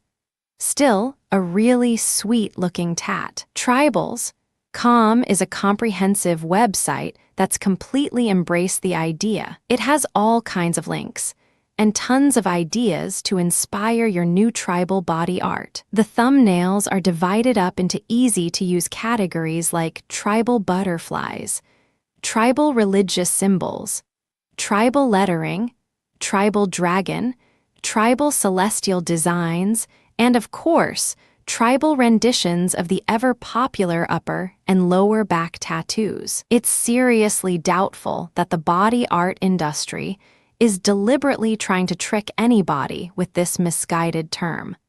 But maybe they should consider renaming the trend as a service to the public. Maybe something like Polynesian-esque would be better, or shadow, in reference to its typically solid black coloring. Faux tribal would certainly be more accurate. Most think the design has some sort of mysterious, deep meaning, when the truth is the popular form of tribal tattooing usually has no symbolic meaning other than the sentimental value placed on it by the wearer. Hopefully, you've done your research well before you get into the artist's chair. He may offer some guidance, but it's not his responsibility to tell you what kind of tattoo you want. Don't be disappointed in your tribal art. If you feel you've chosen your design in error, just think back to what attracted you to it in the first place. Was in the unique flow of the shape, or the intensity of the solid blackness? All those things are still there, and permanently on your body for better or worse. Don't waste time regretting your decision on a mere technicality. The point is, if you like it and it means something to you, then wear it with pride. When people ask you what your tribal tat stands for, just tell them how it's symbolic to you. Maybe you got it to memorialize a loved one or mark a major event in your life. That's usually what they want to know anyway. Just love your tattoo for what it is. The tattooed community. No one known exactly how long the institution of tattooing has been in place, but you can be certain it's here to stay. While there's always going to be some sort of stigma attached to permanent body art, its social acceptance has been revolving for decades. Some people have gotten ink to be in, and some have done so to settle the fact that they are out. Whether it be out of the closet, out of cash, out of love, out of luck, or out of time, one thing is for certain: they are definitely out of mainstream society. Over time, inked outcasts have formed a community of their own, and they're everywhere. There are numerous chat rooms, forums, discussion groups, books, magazines, and websites devoted to body art. They've even carved a niche into reality TV. If you want to join the club, or just want to voyeur into that word for a bit, here's a list of places to start. Every Tattoo. Com has all things tattoo, including online forums, links to magazines, Flash, and other resources. You can read about other people's tattooing experiences and tell your own. You can even upload pictures of your own ink and share your story with people who get you. Tattoo Magazine is currently the world's best-selling tattoo-related magazine, Amazon.com. It features profiles on tattooists and shops all over the world, showcases the work they've done, and fills you in on the latest trends and what's new in the industry. Miami Ink., a reality TV show, obviously based in a Miami tattoo parlor, that does a good job of showing the everyday goings-on of tattoo artists' work. You get to watch them work, see the finished piece, and hear the client stories of how they chose their design and what it means to them. Rank My Tattoos.com. This site is absolutely addictive. Anyone and everyone can upload a picture of their body art and post it on this site to be graded on a scale of 1 to 10 by total stranger. It's a fun way to see the highs and lows of tattooing and the beautiful and sometimes bizarre designs people come up with. Vanishing Tattoo.com, possibly the most comprehensive tattoo site on the web. It has tons of links, a glossary of related terms, tattoo trivia, a fun quiz to test your tattoo knowledge, and a lot more. Definitely set aside some time to check out this site. It's a great place to start your research if you are thinking about getting inked for the first time. HowStuffWorks.com. This is a great site for all kinds of research. Just type tattoo into the search box, and up comes an article explaining how the process of tattooing works from start to finish. It's another great resource for those who are considering their first tattoo. Tattoo.com has a lot of links to equipment suppliers, flash dealers, and tattoo aftercare products, as well as a very user-friendly calendar of tattoo-related events. Tattoo Johnny. This is another one of those sites you're going to need to set aside some extra time for. You can browse Flash by size, color, blackwork, and picture category. They cater to both professionals and individuals with fair prices. They will show you how to print their designs on transfer paper, so you can wear it around a while before you decide. This is just a drop of all the ink-related resources on the internet. Any one of them is a great place to start if you are thinking about a new tattoo, especially if you're thinking about getting inked for the very first time. You'll want to check out all of them and carve out your own niche in the tattooed community. Temporary tattoos. So you're just not sure, huh? Well, there's no shame in that. Getting a tattoo is a huge decision. You only get one chance to pick just the right design and just the right place to put it before you're stuck with it for the rest of your life. You'd be stupid to rush into something like that. It would almost be like marrying someone on your first blind date.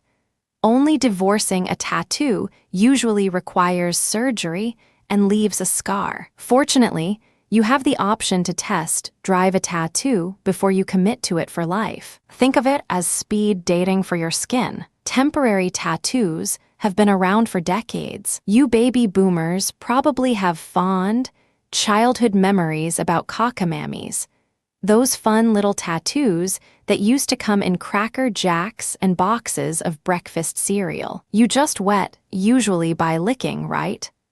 The back of the transfer paper to loosen the design and stick it to your skin, and you'd have a tattoo for the day. You probably felt it made you look tough, like your dad and his service tattoo. You say you'd be embarrassed to wear a fake tattoo. Your friends will give you a hard time about not going for the real thing. Well, consider that word, real, for a minute. If your tattoo exists, then it's real, right? It's certainly not a figment of your imagination. Just think of it as a similar but separate option. Just like permanent body art, temporary tattoos have continued to evolve over the years into a much more sophisticated product with many more options to choose from. The film industry helped push along the development of the product because shooting movies that involved heavily tattooed characters, such as bikers, gangsters, or Ray Bradbury's Illustrated Man,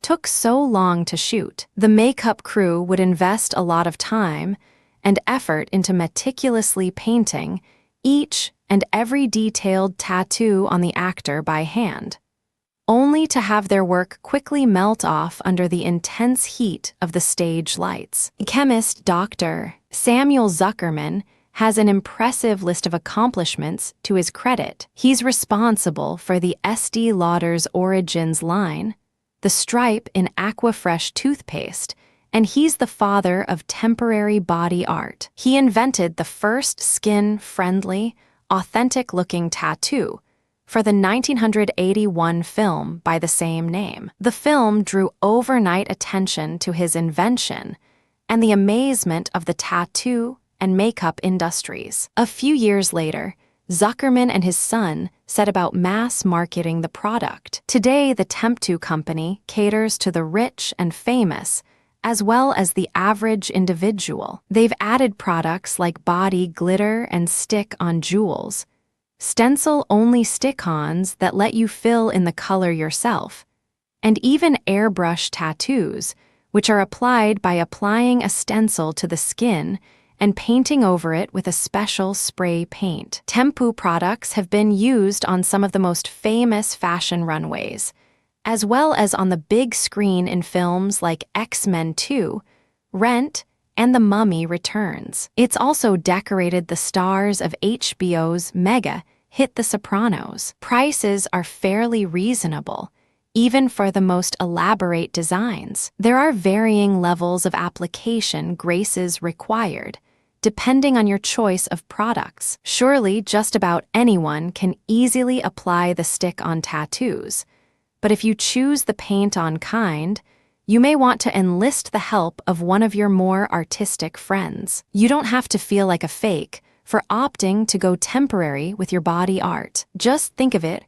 as an extension of the rest of your cosmetic lineup. On your average night on the town, no one will know if your hair is colored, if your bra is padded, or if your tattoo is permanent unless you tell them. Tattoos in biker culture. There's historical evidence that suggests that tattoos have served to both brand criminals and decorate kings. No matter what the social status of the tattoo's owner, its function is still very much the same: to unmistakably signify a very specific aspect of who the wearer really is. Nowhere is that more crystal clear than in American biker culture. Despite its recent mainstream acceptance, tattooing had long been associated with groups that just don't fit in or have a very distinct culture of their own, like pirates, merchant sailors, carnival workers,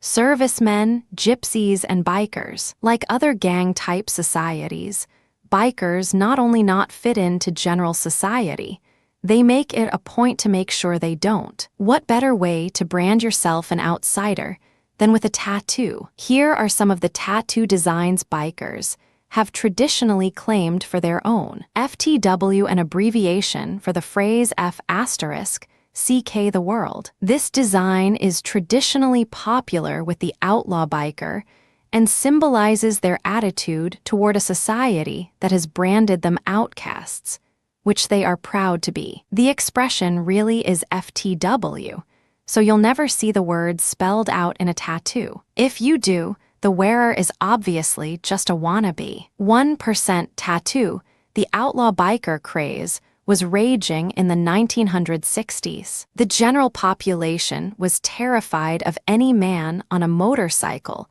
whether they had any legitimate reason to be or not. If you saw a man sporting a lot of hair and a lot of leather, you crossed to the other side of the street just in case. In an effort to set the masses at ease, the American Motorcycle Association made a bold PR move by stating that only 1% of bikers were outlaws. As it turned out, failing to specify what the other 99% were made the AMA's intentions futile. Bikers, both fringe outlaw gangs and more major clubs alike, responded by having 1% tattooed on themselves. With this gesture, they beat mainstream society to the punch by labeling themselves with what people already thought of them anyway. The 1% tat isn't as pervasive as it used to be, because many of the new generation of bikers unmistakably fall into that other 99%. Colors, the insignia of a biker gang, the colors and logo of a specific group. You'll often see such things embroidered on leather jackets and other accessories, but that doesn't take the place of having it permanently tattooed on your body. A tat of your colors is usually a requirement of full membership into the club. Colors are to be worn with pride. Property of tattoos, property of tats, had their heyday about the same time as 1% tattoos. They were used to label the women in the group as the property of that specific club, and you'd better not be messing with another gang's women. At the time, a property of tattoo proudly signified you were a full-fledged part of the biker family. It's not like they held the girls down and branded them against their will. Today, however, the women's lib movement has matured since then, making property of tattoos a thing of the past. As a matter of fact, May female tattooists won't give you one, but they might help you out with some cover-up work. While most motorcycle enthusiasts are no longer what we think of as bikers, the biker spirit is still very much alive and well. Next time you see someone proudly sporting one of these tattoos, you'll be able to appreciate the rich history behind them and their contribution to American pop culture. Tattoos and animal identification. Body art has nothing if not purpose. Just ask the person wearing it. People get tattoos to commemorate special events in their lives, like new babies or new college degrees. They get them to show their love for another person, location, or even pet. Some get inked to express their grief over the passing of someone they love. Tattoos tell stories about the people wearing them. They scream out hopes, dreams, and sometimes even nightmares, but they have a much more mundane, yet practical purpose as well. Animal identification. There's always been a need for farmers and ranchers to be able to identify their livestock. Starting in the 1800s, they used a hot iron to burn an identifying mark into the animal's hide. That practice has since been called into question by animal rights activists, who are concerned about it being painful and therefore inhumane. While branding is by no means completely extinct, new practices have been successfully in place for several years. One of them is tattooing. Tattooing is fairly quick and surely less painful than branding, yet it's still just as permanent. The importance of being able to positively identify an animal goes way beyond ownership. It can go a long way toward the eradication of diseases if the sick animals can be picked out and kept away from the rest of the herd. If it's easy to tell which animals are sick, then they can be studied with confidence, knowing they've got the right creature and can more correctly diagnose and treat the illness. Dealing quick and efficiently with the problem means saving money and livestock. Organ and tissue samples can also be identified for study and lead to better treatment and prevention of sickness. Being able to easily tell one animal from the other make it easy to keep accurate records of their vaccinations, checkups, and other health information so that the health of the herd can be certified, which is of utmost importance when it comes to selling of the animals at auction. If there is an outbreak, like the mad cow epidemic of a few years back, for example, know not only which creatures are sick, but being able to track where they've been and chart their movement could allow veterinarians to find out the source of the disease and maybe stop it. In recent years, some vets have began imprinting small blue tattoos on female pets after the animal has been spayed. The mark is usually placed on the abdomen, in a spot where the animal's hair is the thinnest, so it can be seen through the fur. The idea behind the practice is to protect the animal from having to endure an invasive procedure should it become separated from its owners, and someone else take it in to get fixed. Tattoos are also an effective way to permanently identify mice and rats used in lab research. The tattoos are generally applied to the tails of the animals, of course, since it is a hairless area and easy for the tattooer to access. The permanence of the marking means the animal will only have to be labeled once, which means less work on the researcher and less stress on the rat. Tattooing animals involved in research is actually a pretty big business, with several manufacturers producing the products and training people how to use them. Tattooing animals is for their own protection as well as that of people. It saves money and often the lives of the creatures. Tattoos can help track sickness and disease and aid in their eradication. The practice that many have deemed barbaric has actually proven to be more human to the animals, improving their health and quality of life in the long run. Tattooing pain management. Those of you with conspicuous ink know there are two questions everyone wants to know. The first one is that real? And the next one is always, did it hurt? If you're a big, tough, burly guy, you probably just shrug and grin a little bit because you wouldn't want anyone to know you really wanted to cry like a little baby. Of course it hurts. A probably fairly intimidating-looking guy is leaning over you and repetitively jabbing your tender flesh with a needle. Of course, there's no sympathy for self-infliction, and the end result is worth any discomfort. Pain is one of the first things that comes to people's minds when they hear the word tattoo.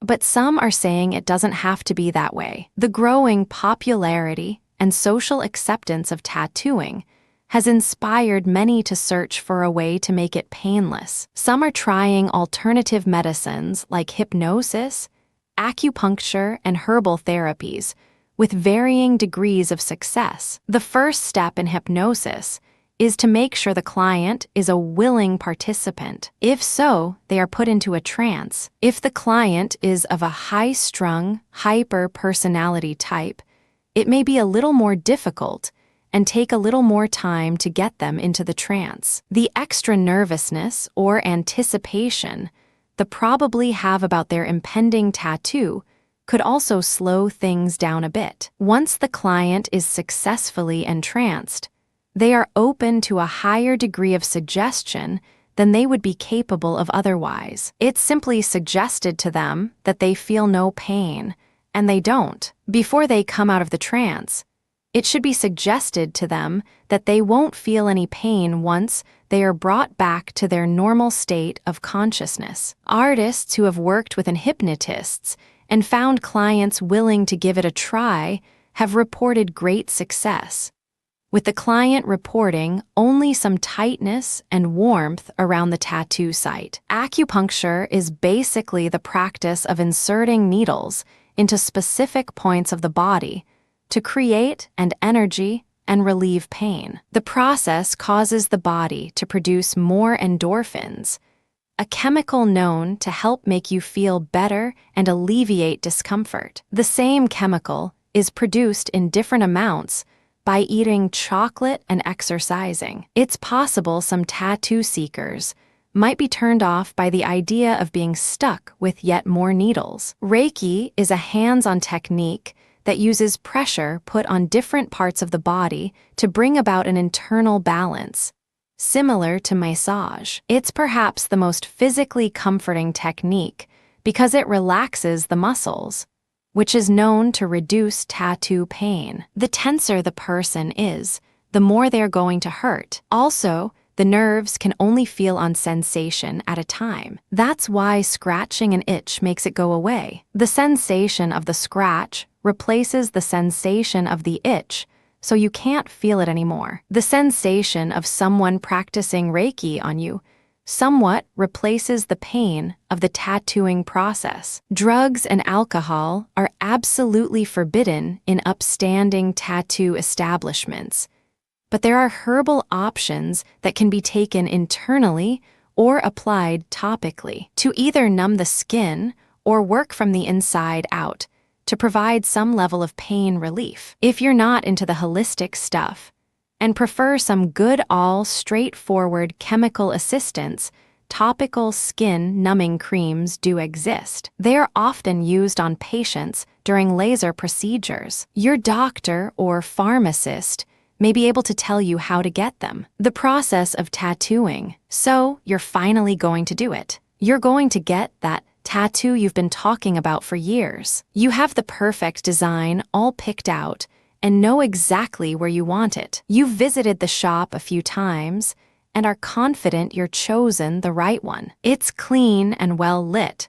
The artists are all wearing gloves and the autoclave is in plain sight, so you see that it's being used. The guy who's going to do your ink seems nice, and you feel like he's really listening to you and understands what you want. You're just a little hesitant because you don't know precisely what to expect. Well, here's a little enlightenment on the process. Just like most other major life decisions, getting a new tattoo begins with some paperwork. You'll be asked for the usual stuff, then a photo ID to prove your age. Rules vary from state to state, but you have to be at least 18 everywhere. Tattooing a minor with a parent present and / or written parental consent used to be okay in some places. The rules were stretched and abused, and it's really not the norm now, but some shops will still do it. After all your forms are filled out, you'll have a seat in the artist's chair. Some use chairs,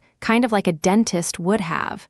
Others used tables or benches like a massage therapist does. If the shop is small, It may just be a plain kitchen chair. You may be seated in an open work area or a closed room, depending on the placement of your tattoo. Either way, your artist will try to make you comfortable. Next is the preparation phase. The skin that's about to be inked will be cleaned, usually with rubbing alcohol, then shaved, then cleaned again. Nothing but a brand new disposable razor should be used, and even then, it should only be used once. You can ask to check the razor out first if you want to. The artist won't think you're rude. He'll probably think you're dumb if you don't. Now you need a stencil. These used to be traces or drawn by hand. It was a time-consuming and tedious process. Thanks to the invention of the thermal fax, it now takes just a few minutes. You can bring in a design you like, and your artist can scan it into the thermal fax, which prints it on a piece of transfer paper. Assuming there's not copyright infringement involved, he will then moisten your skin with water, soap, or sometimes a stick deodorant. This will help the transfer stick better and come off darker on your skin. At this point, you artist will take a few minutes to prepare his workstation. He can't do this ahead of time, or everything wouldn't be sterile. He will gather the ink into little bowls called ink caps. Then, he will take the tubes and needles out of their sterile wrappers and put them in his machine. There should be a cup of distilled water on the table to rinse the needles between colors. Now it's time to get down to business. Before the needle touches your skin, the tattooist will dab a bit of ointment over the transfer. This is to make the transfer stay on longer, and to help the needle slide more smoothly over your skin so you'll be more comfortable. First comes the outline. It's basically getting what's on the stencil permanently inked onto your skin. It's going to hurt, but it shouldn't be unbearable. Otherwise, there would be people walking around everywhere with half-finished tattoos. If you're not getting color, you'd be finished at this point. If you are, the tattooist will switch to magnums, needles specifically made for coloring and shading. You're now the proud owner of a new tattoo. The artist will clean it and usually take a picture for his portfolio so prospective clients can see what he's done. Next, he will put a protective ointment over the area and cover it with gauze. On your way out, you'll be given a sheet of instructions on how to care for your tattoo while it's healing.